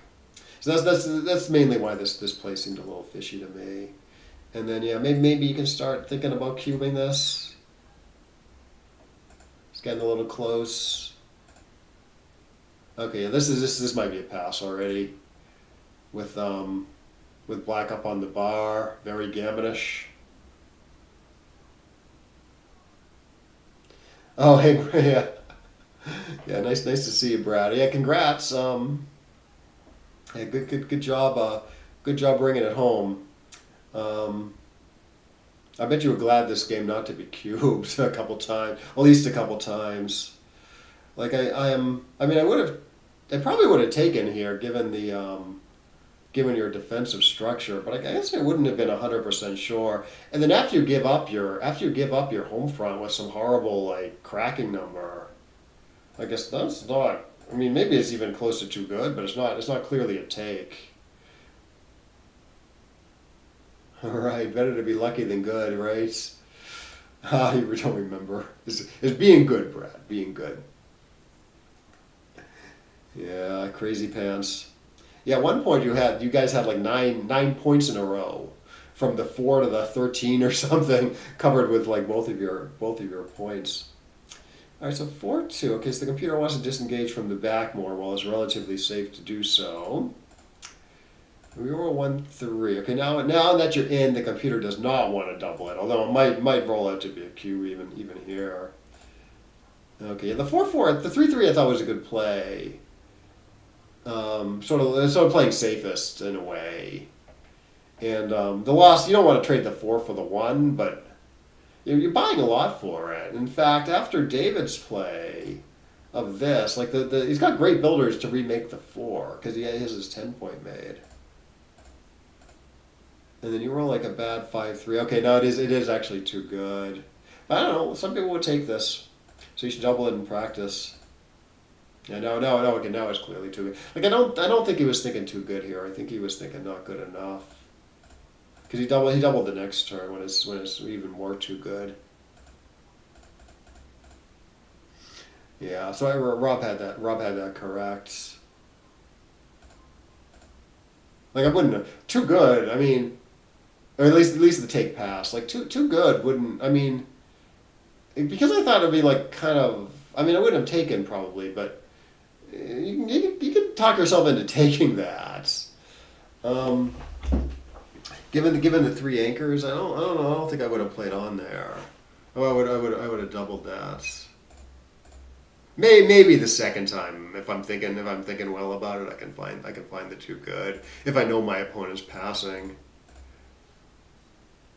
Okay, yeah, that makes a big difference. Like okay, so like you're gonna hit him at some point, very likely, but with your structure the way it was, you're still like a big underdog when you do get to hit them. I think here, yeah, it's so hard to you gotta like dodge all these shots. You gotta somehow put your position back together.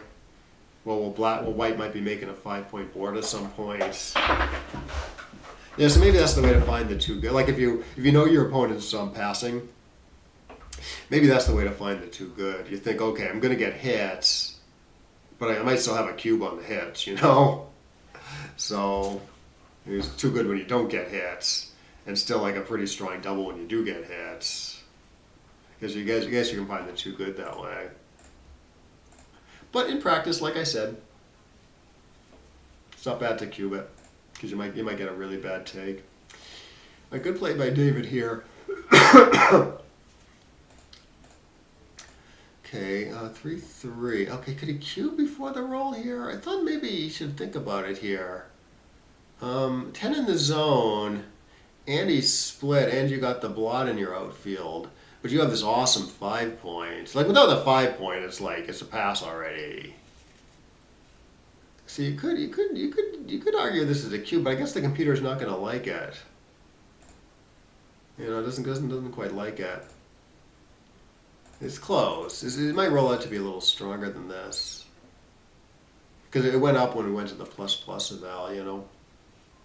Okay, so you say your outfield is vulnerable within a 6 point, right? Yeah, you're down a bajillion, give or take.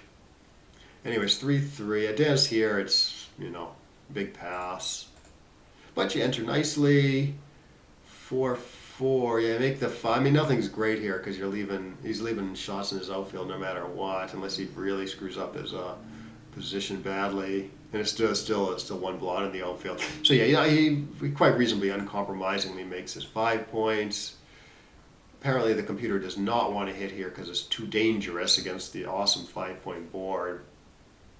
13 to 8, 6 to 5 is quite productive.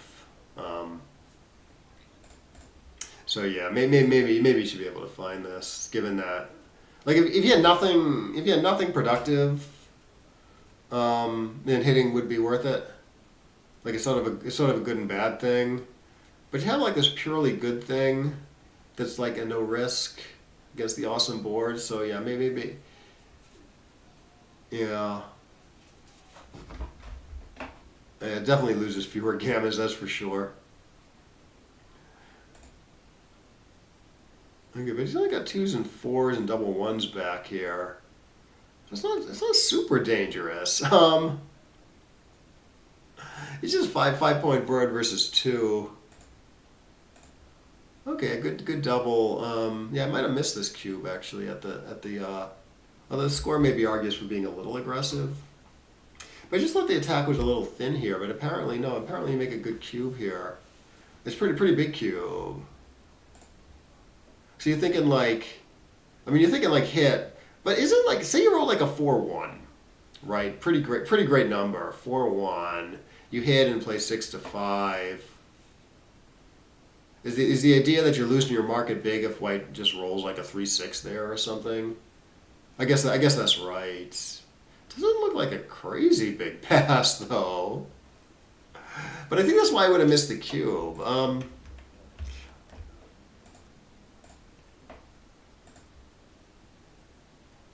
Or maybe it's just not. It's not that huge a take as is.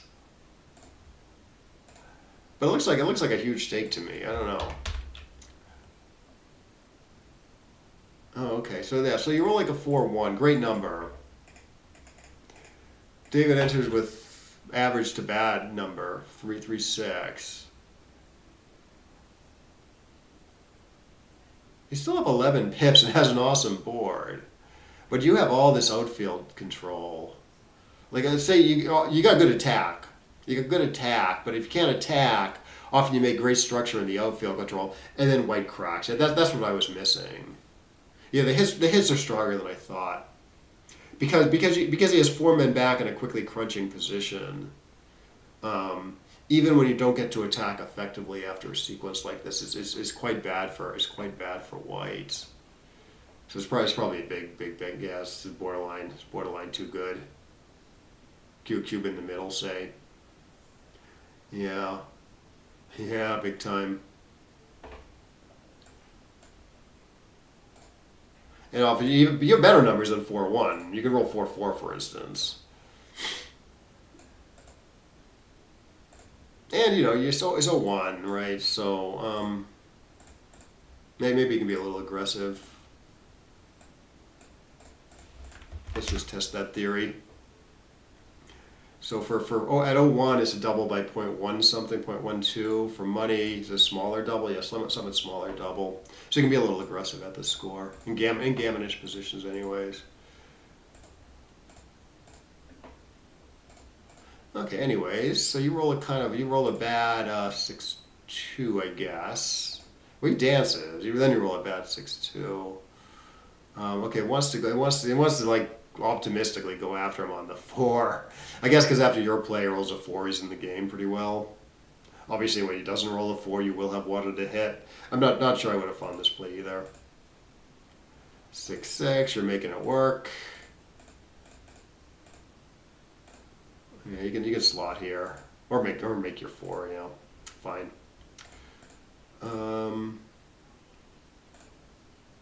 Yeah, they didn't like this play because the race is so close that the blocking is important. Like, not only do you want to block the 5-5, but you want to block 5-6.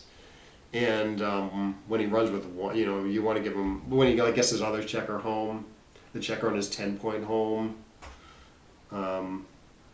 You want to keep all that structure to attack him with as much as possible. Oh, okay.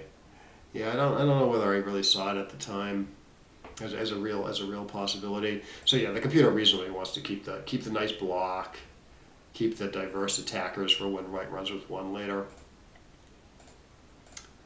Okay, 5-2. Okay, 10-5, 6-4 is a little better maybe. Yeah, this is okay. Oh, you did look at this play. This is what the computer wants to do. It wants to do what you did with the first two. Go to the 3-point. But it does want to keep diverse. Keep the spares. I mean, I see why you did what you did. Like, you might be running with one checker sometimes, especially if you do the computer's play. So you want a better attack point. Oh, but then I thought, like, rather than do what you did, make the 2-1. I thought maybe make the 1 was better. So this is the original position. Like, you can play 7-3 squared, 5-1 squared, which keeps the spares on the 6 and not the 5. So that's better. And I mean, the 2 points open with the 8-point mate, so that's sort of attractive too. Okay, yeah, somewhat better than your play. In other words, to do this as opposed to this. Yeah, I think your play is better for the race. I think. To have the checkers on the 2 and not the 1, and spares on the 5 and not the 6. But yeah, it looks like it plays less conveniently here. But anyways, he rolls 6-6, and then oh yeah, he misses a cube, small cube. Here, not here. Here. Yeah, small cube here. I looked at this during the match. I knew it was a take because you win. You get a powerful recube if he rolls a small 4. And you can just kind of win from with like a 3-roll position.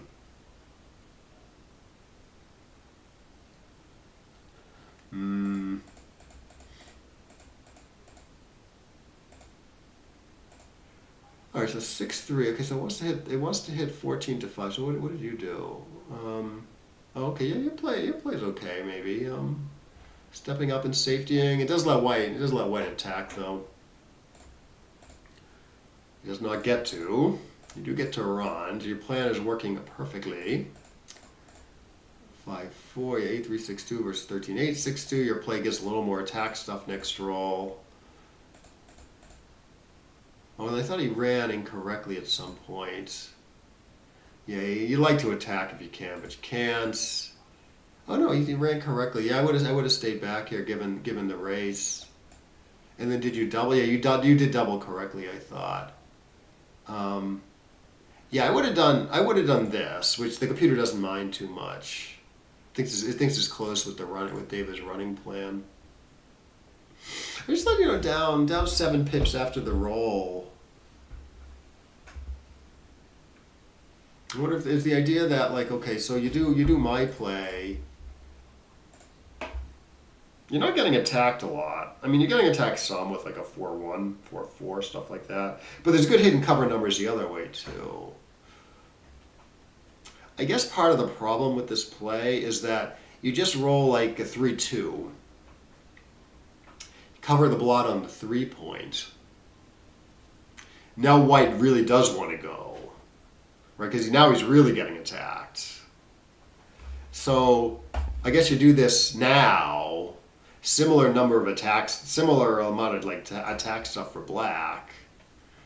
Maybe you get even more return shots if you say you hit with a 3-5. You get some extra return shots there.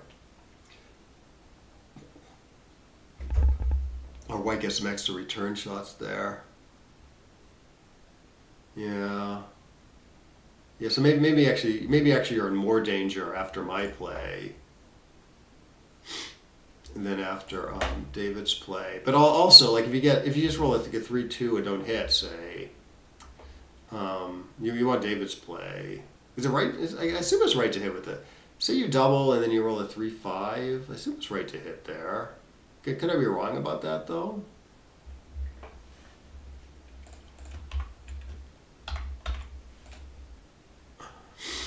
The key roll. Okay, so you make David's play, whatever. You double correctly, and then he rolls 3-5. You roll 3-5. So you're up 15 pips. If you don't hit, it's kind of a lot of danger if you do hit. Is it right not to hit here? I mean, I guess I would hit, but wouldn't be obvious to me. Okay, no, it's close. It's very close. Isn't that interesting? So yeah, there's actually very few good hits after David's play.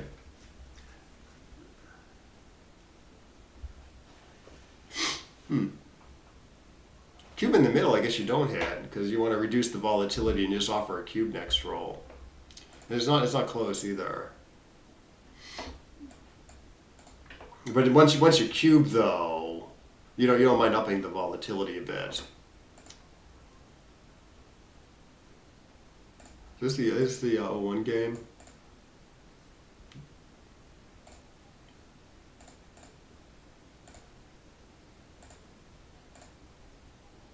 No, I'm sorry. This is the 0-3 game. Oh no, you don't double this. You do double this, but it's incorrect. That's what happened. Yeah, no. Why isn't this a? Oh, it's not a cube because you don't have the good hits. That's why. I was thinking, okay, so it's close to a double on the race alone, and you have like these decent hits, but you don't have these decent hits. You just have 3-3 basically. Yeah, that's like the only number that like clearly hits. So you actually don't get good hits out of it. Like even if it was right to hit by a little bit, it still wouldn't be right to cube this based on the strength of the hits because the hits just aren't worth that much. Huh? That's subtle. Oh right, because you don't want to be gammoned. Right. It's not like he's going to recube you to 4 very much anyways. Right. So you're supposed to hit for money with a 5-3? Yeah, I wasn't really thinking about the score. So he doubled money.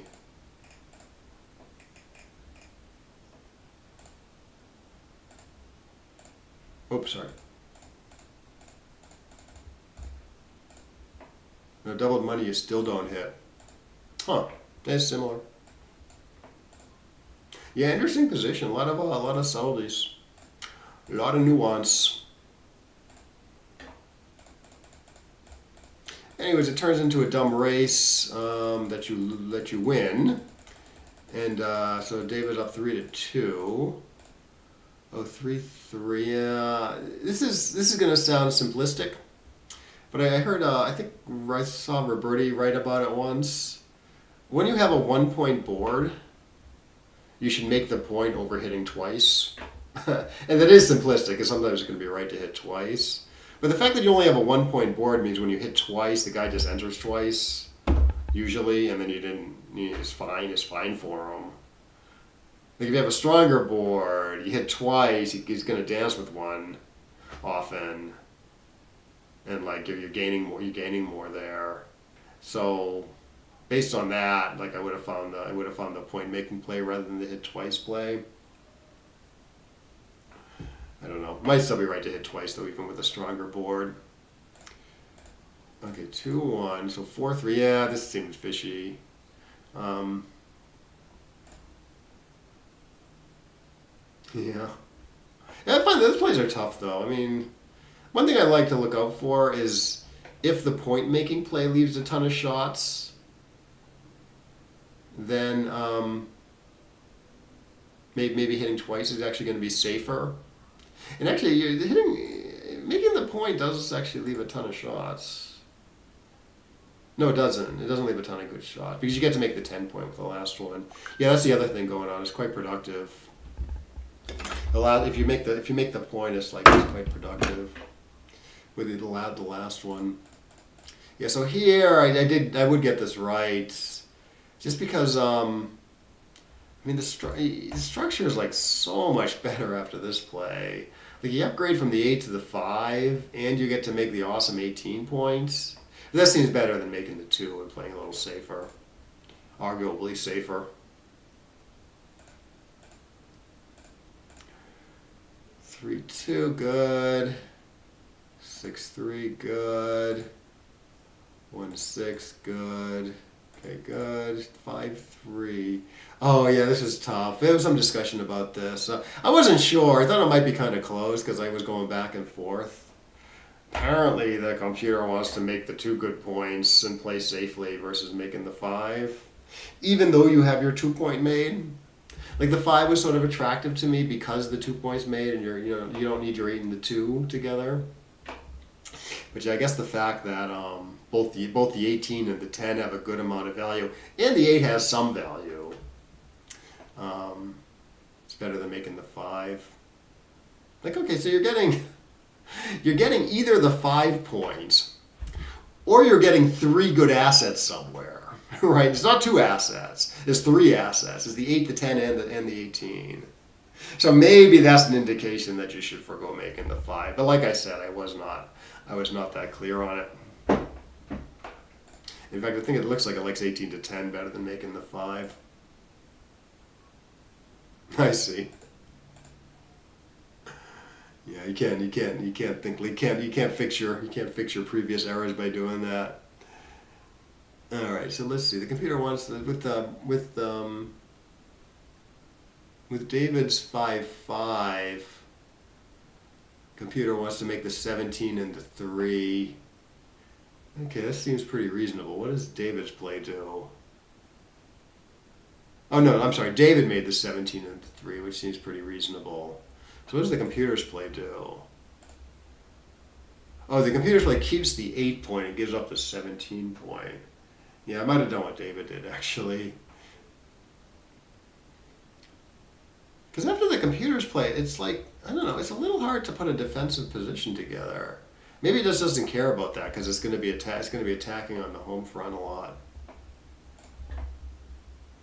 Oh yeah, it's going to be attacking on the home front a lot. So the computer's valuing having the extra checker in the zone.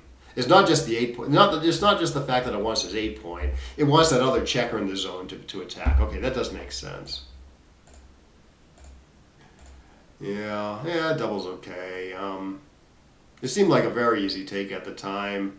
Let's see, it was 4 away, 5 away. Yeah, I might have actually cubed this too, David.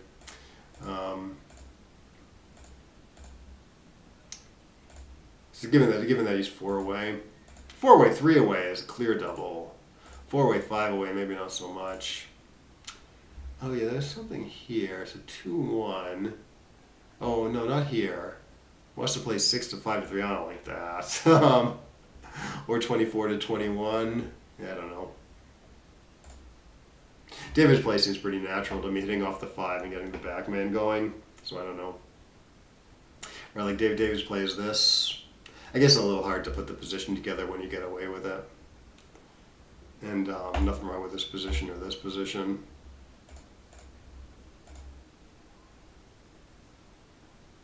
Oh, okay, yeah, I think you might have missed a cube actually. Do you know?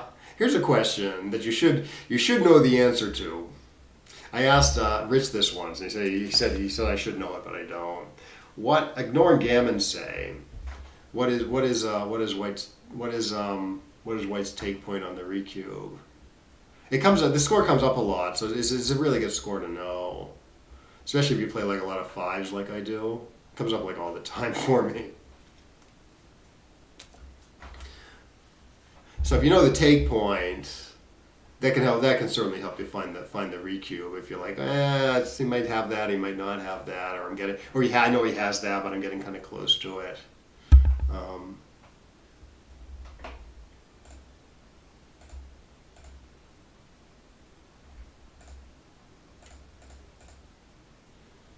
Yeah, 4-2, you can come in high and then do something sort of productive with the 2, but you play it safe and ugly, which the computer doesn't like. Yeah, 2-1. Oh, yeah, just wants to make the 5. That makes sense. What does he do? Oh, he plays safely, but gross. Okay, yeah, that's too gross, I guess. And then you kind of just stuck playing 6-1 here, although the computer doesn't mind leaving a double shot because 6-1 is so gross. On appeal, it doesn't like it. Yeah, it's there's, I think it's 30-ish. 30-ish, yeah, I believe it's 30. I believe the computer thinks it's 30. So you're in the ballpark. I mean, you can calculate it like you did. But it comes up so often that I find it, I never calculate it, I just find it useful to remember.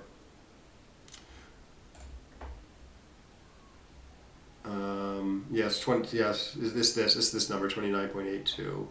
It's a little higher than what you were thinking. The other score to know is 3 away, 5 away with the leaders. I'm sorry, where the trailer's redoubling. That comes up a lot too. That's 33%. Like here I'm sorry, where the trailer's doubling. Here it's yeah, here's 5 away, 4 away. Trailer is redoubling, take points 30. Sorry, 5 away instead of 4 away. Say 5 away, 3 away. Leader is redoubling. I'm sorry, the trailer is redoubling, take points 33%. Yeah. Yeah. Yeah, but you turn it into mostly a race, right?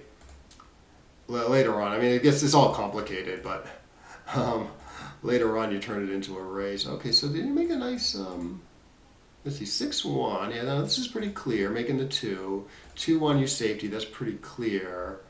5-3, yeah, there's nothing good, so he runs, that's okay.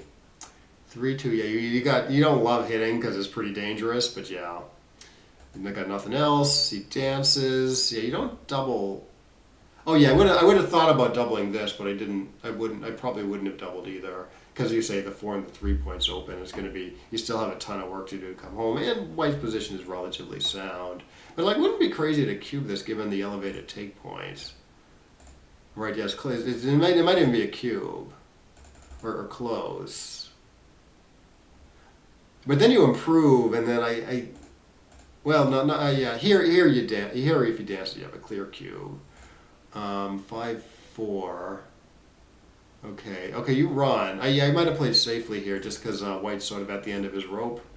But boy, I mean, 10-1 is like pretty gross. So yeah, you make a good play apparently by paying the 24 shots right away.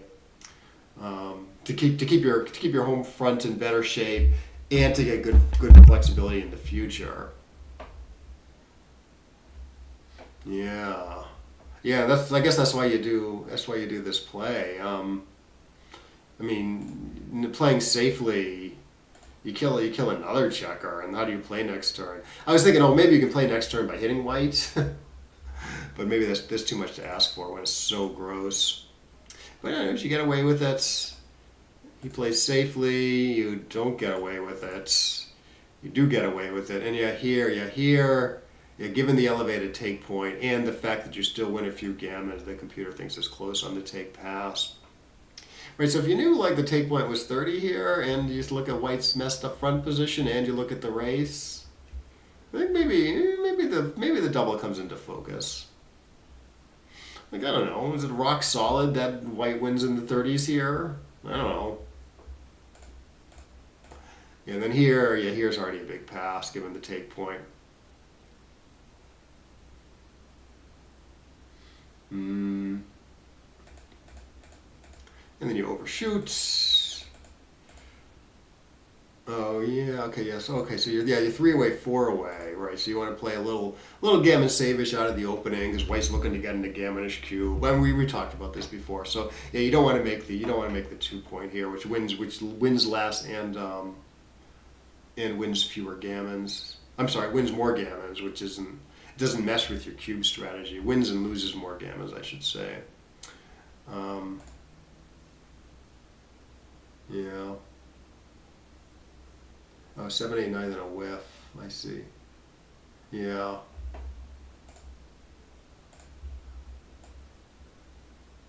Right. So you get this guy safe.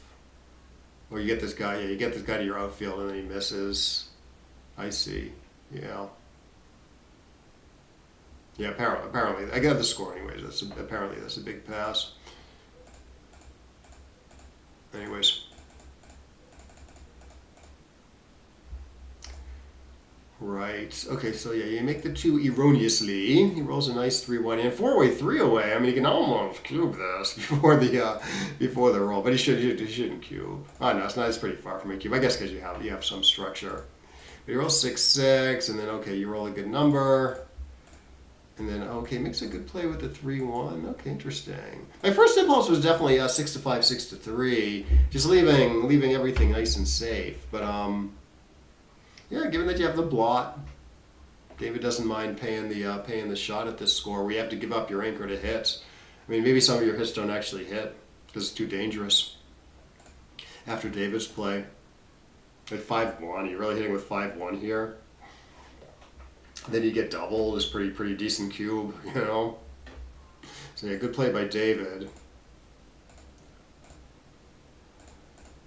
Okay.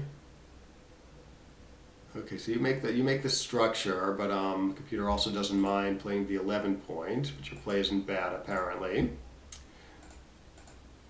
A little hard to play maybe on certain numbers. 4-2 for instance.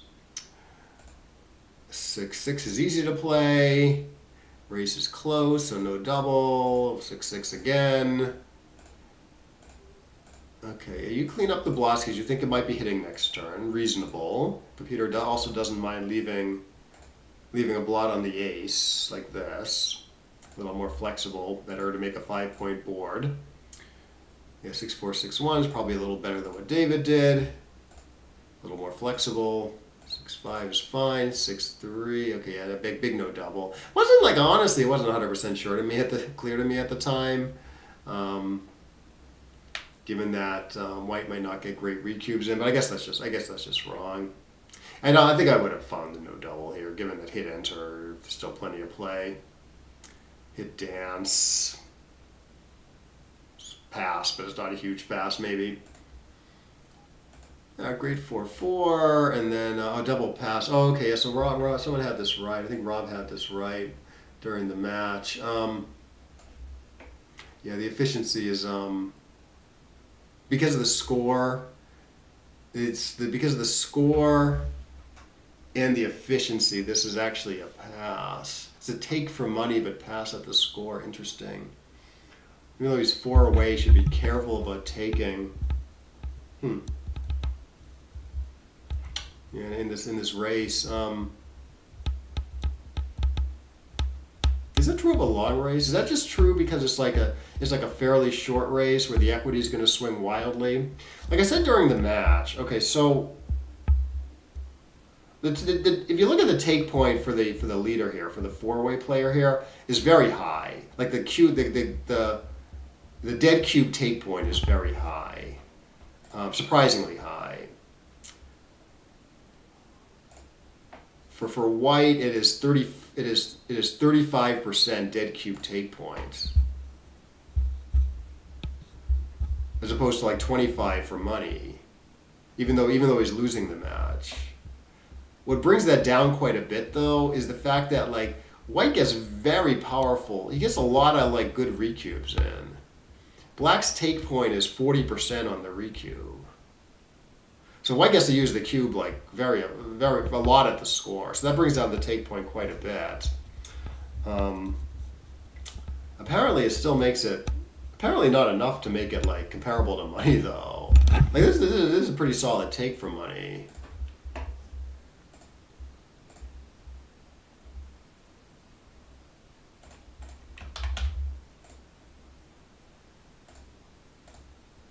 Yeah, fairly solid take. I'm not sure I fully appreciated this actually.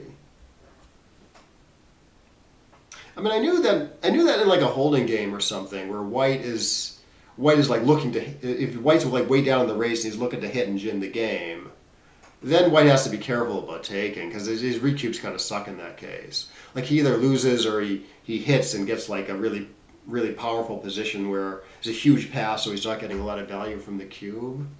In a race like this, though, I thought the equity would like swing like slow enough that white can like get like some really powerful recubes in.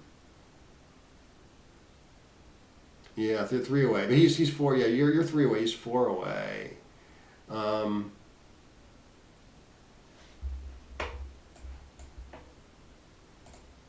So is that true in a longer race too? Like, does white have to be careful about taking in a longer race? I'm wondering.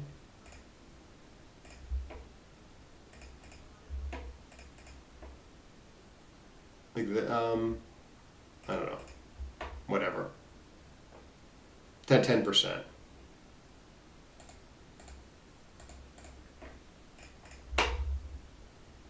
So based on what we just looked at, I mean, this is a pretty clear take for money. Is it like still a pass at the score? Right, 0.06 take for money. Yeah, it's a pretty big pass at the score. So it's just like you just don't the recube the great recubes just don't compensate for the for the higher take point a lot of the time in non-gammonish positions, you know. Yeah, I mean, I kind of knew that. I mean, I knew some of that, but I didn't really appreciate how big the effect was at this score. I'm playing for 25 years, and I don't know, more than that, 30 years almost. I don't appreciate this. Oh, this is somewhat new, maybe. Like this, back in the late 90s, the early 2000s, they take that match equity tables were all different, so it probably didn't apply back then.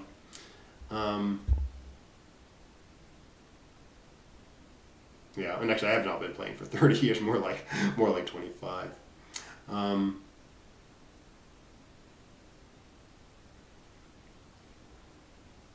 Yeah, you're way more efficient, right? Yeah, you got a nice, yeah. Yeah, to me, like I didn't take a great look at it, but it looked like the take was like, I thought it was a take at the time. But yeah, apparently I'm just off due to this score effect. But that's a good thing to remember. I mean, the score comes up a lot. So David took also, like I probably would have also. And then you win. Okay, 2-5, 6-1. Oh, 6-1 doesn't want to do that. Okay, wants to despite the strong board, doesn't mind getting another checker back sent back because you might make a second anchor. So goes right after white here. And yeah, and here the people get this wrong. The gammon price actually isn't that high for white, so it's just a little higher than money.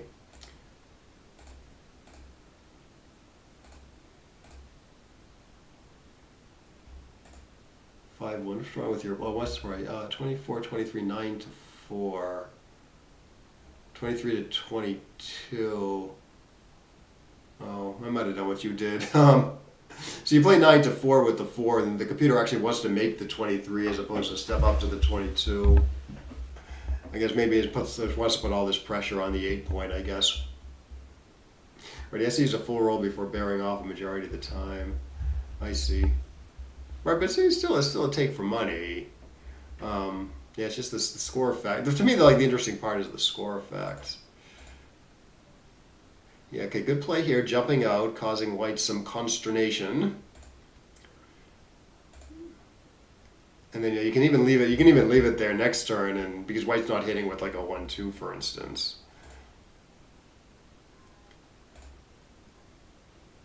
Okay, you're building your board, fine.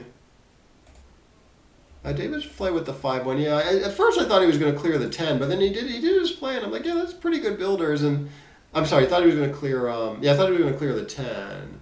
It's like, oh, the 8 point doesn't really have much value anyways. So David's play of 0 shots, pretty decent build power anyways, pretty good.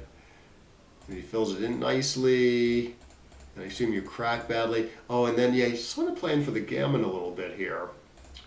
There was a play he could have left. He could have wore off 2 checkers and left a shot, which I thought might have been worth a look. Okay, did this correctly. Yeah, clearing the 3 doesn't even win more gammons. Because it's just slow to have you get hit and it's slow to have the gap that low. So good play by David here. Yeah, don't rip 2 there. Here you can rip 2 here, but it is very close. Yeah, it's kind of funny. Like it's hard to lose, right? You do the computer's play. You get hit with a 4, your black is still like a pretty big favorite. You don't get hit with a 4, you're happy. So you do this. It's a little hard to see winning a gammon. Much easier to see winning a gammon when you get down to an even number of checkers here and getting missed, say. Yeah, that's a good point. Yeah, make the 23 get G'd less. But anyways, you save the gammon. Okay, good. Okay, yeah, I'm at this. Okay, so you hit twice even at the score, and the computer kind of likes it. Huh? I'm surprised by this. I mean, you probably have a better handle on this than me, because I would have played 13 to 8 here and been pretty confident about it. Because because of the score, it's pure gammon save now for you. And you're outboarded 3 to 1. 13 to 8 is like kind of okay. So why leave a shot here just to do this kind of cheesy double hit? Huh.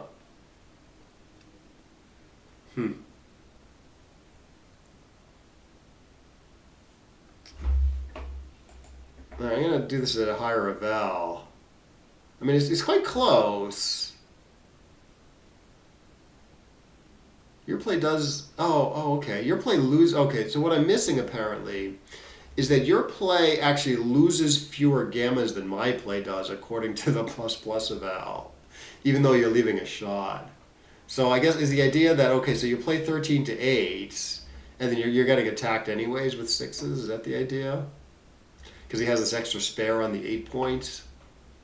So by hitting twice, you don't get attacked much on the other side of the board, or you do get hit over here, but then sometimes you anchor. 4-1, he's going to smash away. Yeah, that's okay. I see. Unstacking is good. Nice play. Stacked can lead to gammon losses. I see. Yeah, I mean, it's stacked. My play is stacked in 2 places, right? It stacks the 8 and the 6. So Brad's play is sort of smooth in both those places. Oh, it is a little stacked on the 13. So yeah, this is Brad's play. I guess I can see it now. It's a little hard for me to see how this gets gammon least though. Like out of any play on the board, leaving a shot gets gammon the least. Leaving a shot on your inner board gets gammon the least. I'm not used to thinking about that. So I assume if you move the guy back from the 8 to the 13 I'm sorry, if you move White's checker back from the 8 to the 13, I assume this is now wrong because you're less likely to get attacked, or the attack is at least less potent. This position. Now, do you just want to play 13 to 8? No, it's about similar. Yeah, it's very close again. Although here you have this other option, I guess, of stepping up because there's the 8 points stripped. Yeah, interesting. Yeah, no, I do notice the computer like hits twice more than I think is correct, like more than looks correct to me. So yeah, and this is no exception apparently. But yeah, good play. 4-2, yeah, that looks pretty clear. 1-5, this looks pretty clear. Yeah, 3-3 by David. Oh yeah, the computer, because of the score, the computer wants to go after the 2 point. David's play of making the 7 does win the most. I think there was a very similar position actually in the daily puzzle one time. Where it was right to make the 2 as opposed to the 7, even though the 7 won more, due to the match score.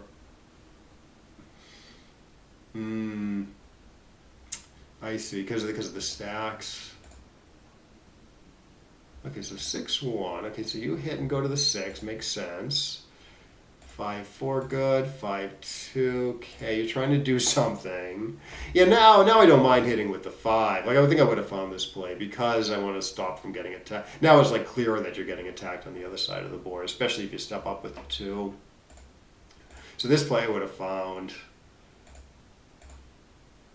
Okay, okay, so 6-3. Oh, then you ran off. This is the game you ran off the anchor, and they got blitzed. Yeah, I didn't like you running off the anchor later, but I could be wrong. I mean, I see why you did what you did. Okay, so 3-6, 23-14. Yeah, that looks pretty good.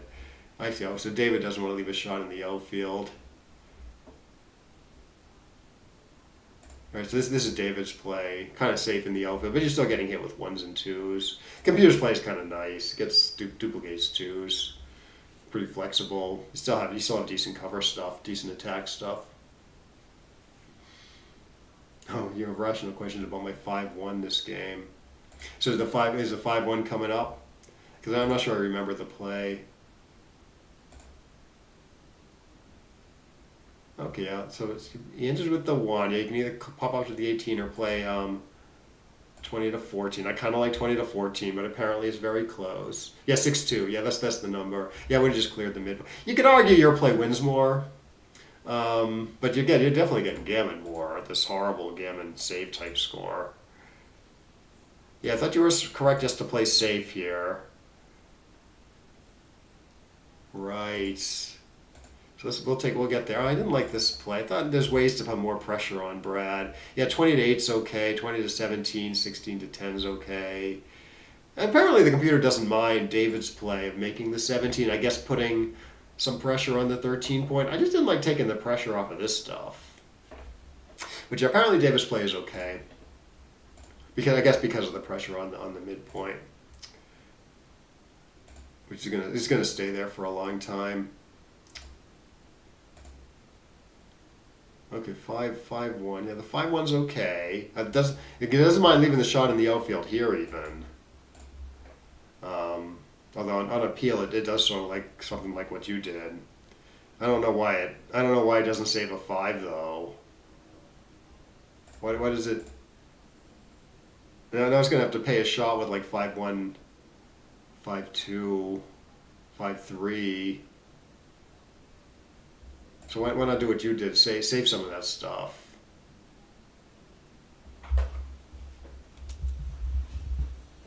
I don't know. Maybe it's going to pay with some of that. Maybe like 5-2, for instance.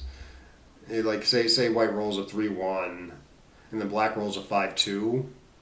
And maybe it actually plays 13-6, so it doesn't care about saving like a 5-2.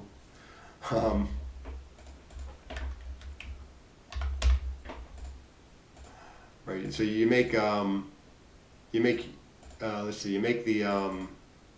your play saving a 5. White rolls a 3-1. Black rolls a 5-2. Yeah, maybe you play 13-6 here. Yeah, you play 13. Oh, it's okay at least. Right, so it doesn't care about saving certain 5s, I guess, because it thinks that giving up the midpoint's okay. 5-5 gets frozen. I didn't think about 5-5. Oh, I don't know. You don't mind. I don't think there's a big difference between if you know you're rolling 5-5, like if you know it's going to go 3-1, 5-5. I kind of don't think there's a big difference between the plays. Like one way you get to play a 5 and the other way you don't. But playing a 5 is sort of both good and bad. Maybe you prefer the computer's play. I don't know. Like you make your play, you do have to crunch your checkers a little more, so you don't save a 4. No, I think you're right. That is a swing number. If you know you're rolling 5-5 next roll, you do prefer the computer's play to keep the spare on the 5. Right, so you do this, and then you sort of save a 4-1, for instance, as opposed to your play. You have to play 6-1. You're not saving a 4, but it's only one number. And you get 5 pips. You sort of get some pips in the race if you make your play and roll 5-5. But anyway, so I saw tiny. 3-1. So the play's sort of washed anyways.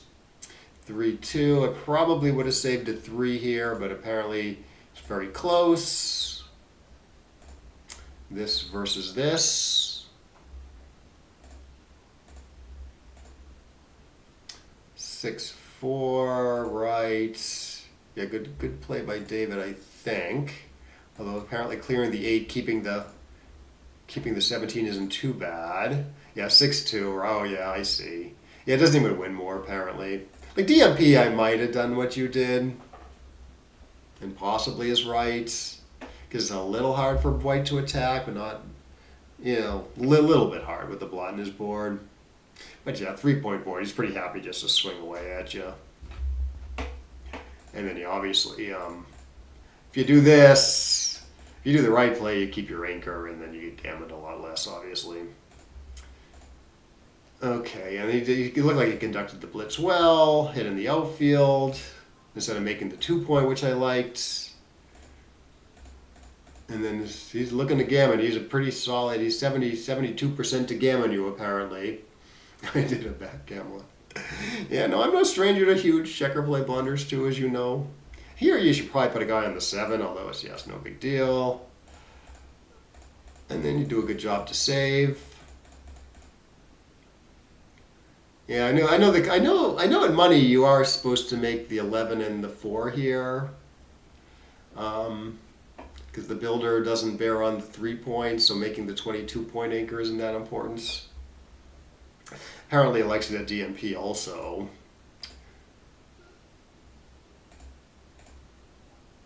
Okay, so it doesn't want to split with the 4 apparently, because it's a little stuck back there. Your play isn't too bad. Right. No, it's just easy to, in this game it's just easy to just think about the wrong factors, and like go down a mental path that leads you like way astray. Happens more often in cube actions, I would say. Like these huge like 0.3, 0.4, 0.5 blunders and checker plays, but yeah, no, this happens in checker plays too, obviously.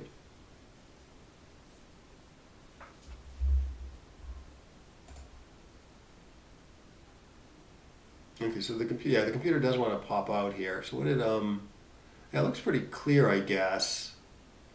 Because 13-7 is quite bad leaving a double shot, so I can totally see the computer's play of just popping out, getting attacked a little bit. Black's attack isn't that potent here, as opposed to last game, as opposed to white's attack last game.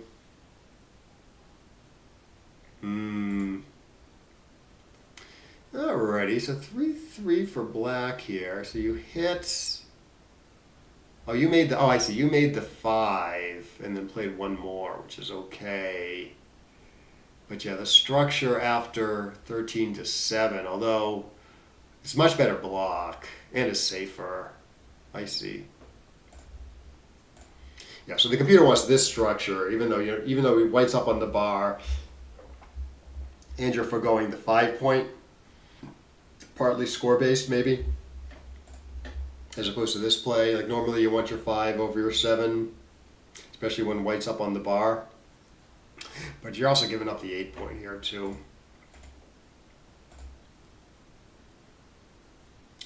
Okay.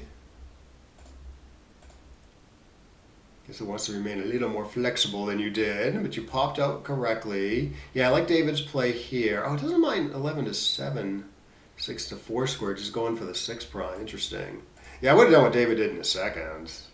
And apparently it is correct. Just build the awesome 4-point, play safe in the outfield, keep like very good block. The 11 point's not doing that much though.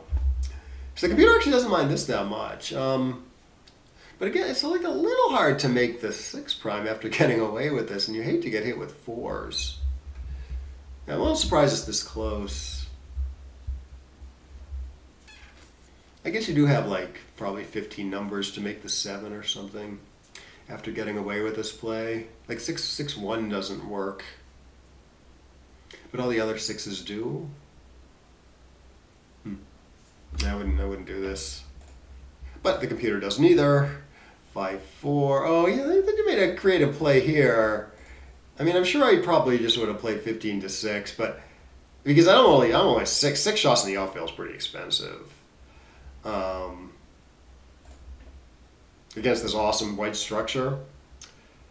But 15 to 6 is so ugly. And your play is so flexible. 6 to 2 isn't even that bad. Yeah, the computer doesn't mind it too much. 22 to 13, I don't know about that. I don't know if people are doing this.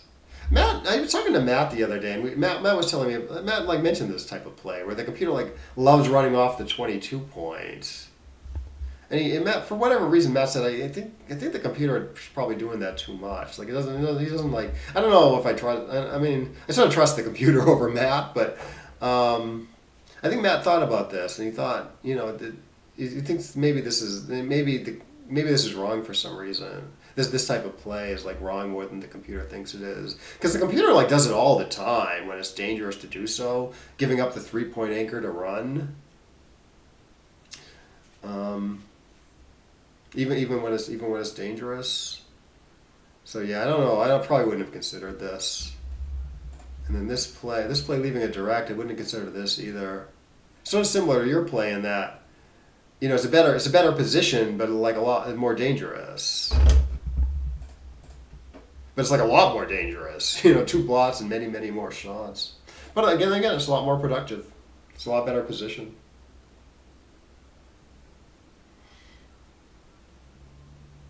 Yeah, I don't know. I mean, maybe Matt has a point, because the computer certainly does that in positions where I'm like, oh, I don't really see that. Run off the anchor when you're getting attacked. One way I do think about it, though, is, okay, so you're anchored on the 24 and you run like a pretty decent like running number with like a 6.5. It's really obvious to do it. If you're anchored on the 23... and you can make like a decent run play safely, like fairly safely in the outfield with the, you know, I don't know, 5-6, I don't know, 5-6 or something, running to your 12 point or something, and you're starting on your 23. That's like pretty clear too, because the anchor's like kind of bad back on the 24 or the 23 points. And I thought, well, okay, the 22, I mean, people think of it as like a decent anchor. But it's not like decent like the 4-point anchor is or the 5-point anchor is. So I tried thinking of it as like a hybrid between like the 24-point anchor and the 20-point anchor. You know, like it's kind of good, but kind of not good because you're still blocked. So if you think about it that way, you're going to be able to find these situations where, you know, it's right to run even though it's like a little dangerous. Even in cases where like you wouldn't run from, what I'm saying is in cases where you wouldn't run from like the 21 or the 20, you should be able to find places where it's correct to run from the 22. When it would be clear to run from the 23 or the 24. So maybe it's like kind of like a little hybrid. Maybe there's one way to think about it anyways. Too much purity, right? Yeah, DMP sort of matters, right? Because 23 to 13, I assume gets gammoned a lot more. It does. Yeah, it gets gammoned a lot more. Okay, so the computer actually might be wrong about that. Well, one way the computer can be wrong is when it does a look ahead. You know, it's like does like a four-ply during this like type of during its evaluation process, right? It's doing like four-ply look aheads, right? And it has to choose plays for that look ahead. Like it's looking like three or four moves into the future. It's got to choose plays for those 3 or 4 moves. When it chooses those plays, it actually doesn't choose at the score plays. It's choosing cubeless money plays. Which means like White's going to be is going to think White's going to be like attacking more with those numbers than White actually is, because cubeless money is right to go for the gammon more than at devil match point. So the computer does make errors on that front sometimes, like because of this look ahead problem. Now this is the plus eval, which I think it probably is doing some look ahead during the evaluation in places. So I don't know how much that applies here though. But yeah, okay, so 11 to 10, 11. Whoa.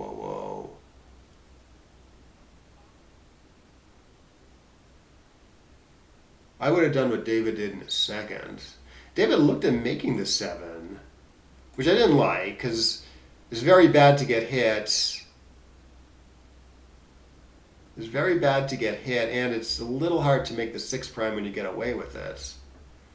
Like David looked at this play. Like you know, you like 3-3. Oh no, actually all threes make the point, except maybe 3-3. Yeah, so it's actually not that difficult to get away with it. I was thinking like some threes, like 3-1 doesn't make the 6 prime, but it actually does make it. Like say black misses and white rolls 3-1, he gets to make the prime. I thought, oh, because the 1's blocked doesn't work that well. Oh, the computer wants to do this, which is easy. It gets away with it. It's very easy to make a 6 prime here. I see.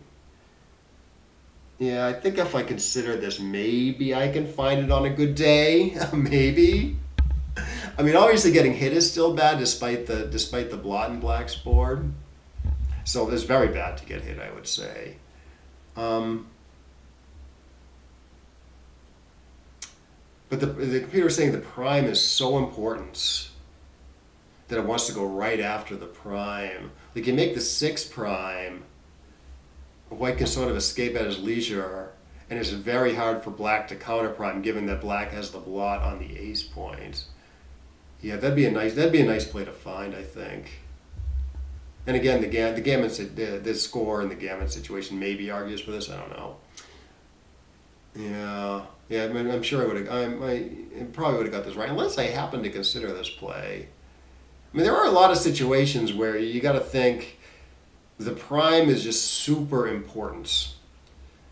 And so either you slot the last point in the prime, or you spread everything out in the outfield. And so it's worth the risk because the prime is like super valuable. Like you make our play 11-6, and you're never going to make the 6 prime pretty much. Unless you roll like perfect. The point's just going to stay open. Meanwhile, if you do this and happen to get the prime, it's like you're not home free, but you have a much easier ride home. So saying like the way to think about it, I think, is you look at the importance of the prime versus not making the prime, which is just absolutely massive here. And you think, oh, okay, because the difference is so huge, you can take on quite a bit of risk. I mean, the theme comes up fairly frequently. It didn't occur to me here. Gets more G's and wins. I see. Okay, so yeah, so when gammons count, this would probably even be better. Like say it was 0-0 in a long match, cube doubled. So gammons count for both players. I guess you do need to do this even more so. Yeah. Wow. Yeah. One problem with me finding that play is I don't think about that concept a lot with the opponent anchored on the 3 point. I think about it a lot with them anchored lower, where the prime is more decisive.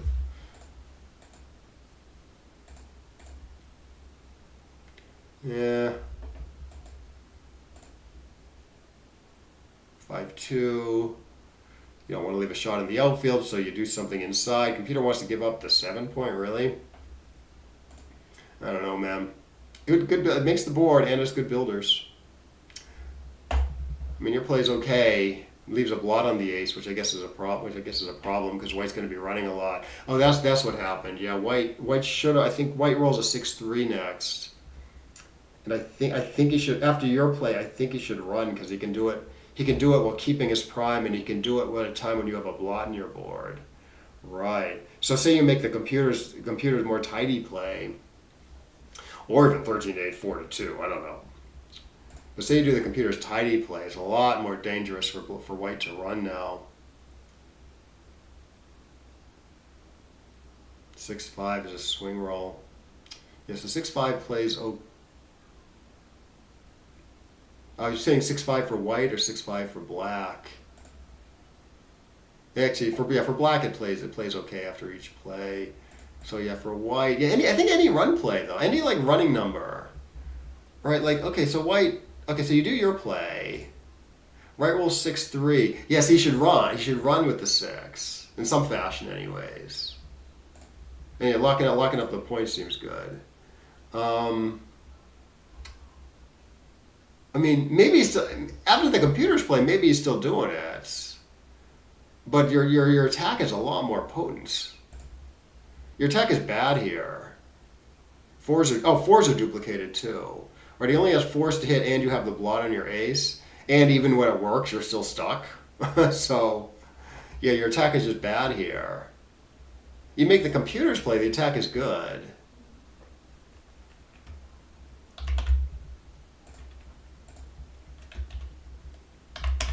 But he sort of rewarded you by not running.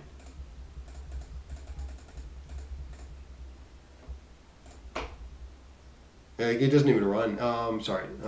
Here. Okay, so 6-3 here. Yeah, so you like to run. Oh well, I guess you could run all the way and duplicate ones, I guess. Or you can jump out, diversify black's numbers, and make the board.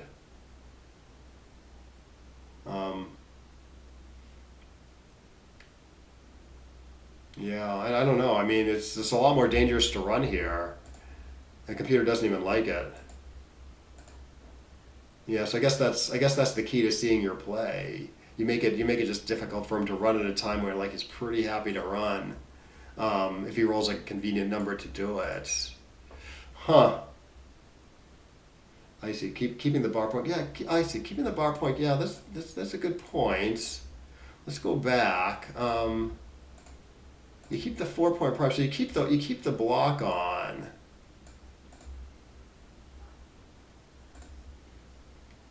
Yeah. So he rolls like 4, like big swing on like 4-4, for instance. Yeah.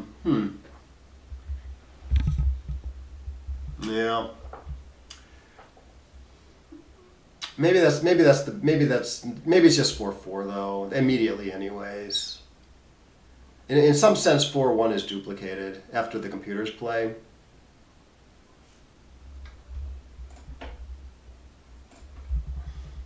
Like after the computer play, like 4-1 is a number that like you don't want to run with anyways. 4-6 you can in 4-6 you can run either way. Like if you know white's rolling 4-6, you do the computers play. Right. So yeah. So the block down the line, the block might be more valuable, but yeah, immediately it's really only working against 4-4, I think.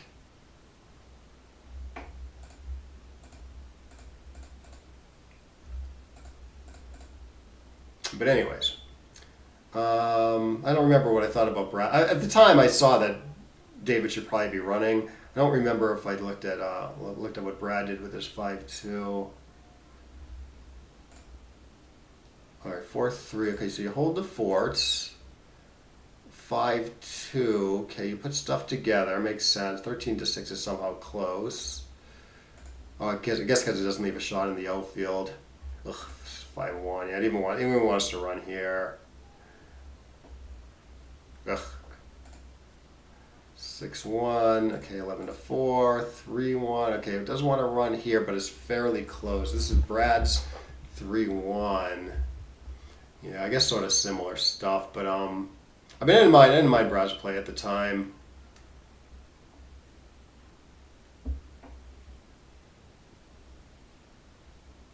Because the block isn't, keeping the block's not that effective. But yeah, the computer still wants to kind of go for it. Again, there might be this look ahead issue that might be skewing the results a little bit.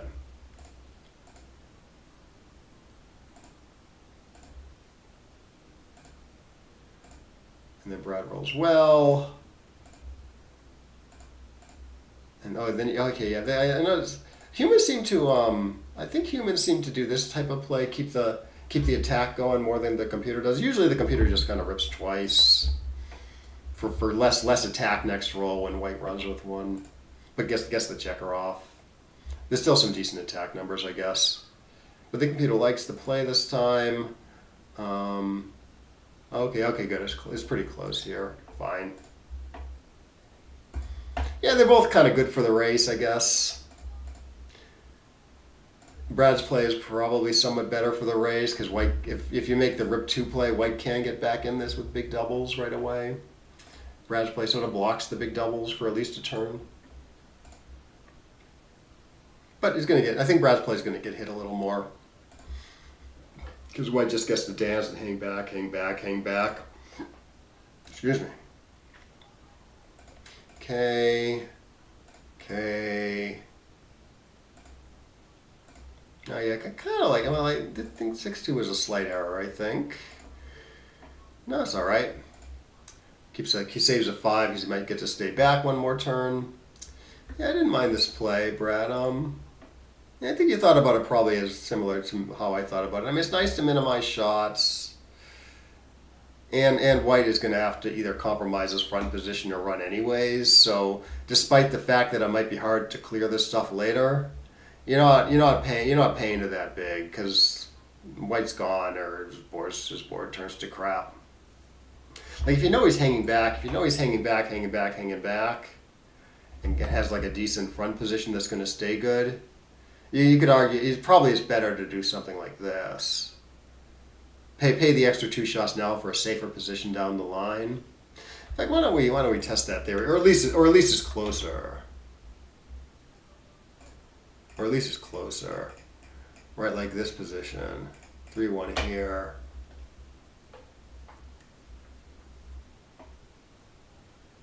Double match point. I think you play 6-2 without hitting here.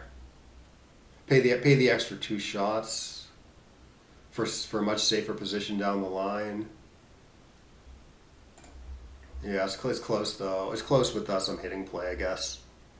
So it's quite a bit better than bearing the guy off the 4. So, we can distinguish between those 2 positions, this position and the match position. You probably understand this position pretty well.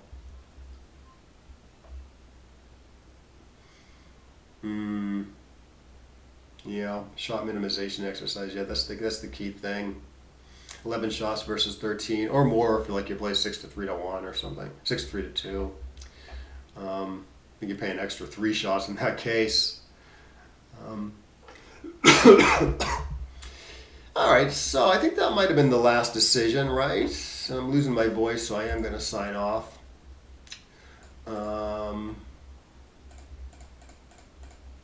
That was the last decision. Good. All right. Okay. Congrats again, Brad. Yeah, good job. Yeah. Looked like aside from that big blunder where you left the anchor, it seemed like you played the second match pretty well. It's just this one brain fart. Like I said, though, I am no stranger to such errors. Anyways, all right. Well, yeah. Thanks for watching, everybody. Thanks for chatting. Yeah. Good comments, everybody. I'm glad. Yeah, I'm glad you guys joined. Some good thoughts. And to people watching in the future, hope you got something out of this. And I will fix the title. Somehow I thought you were playing Frank instead of David. But yeah. Anyways, okay. We will see you next time.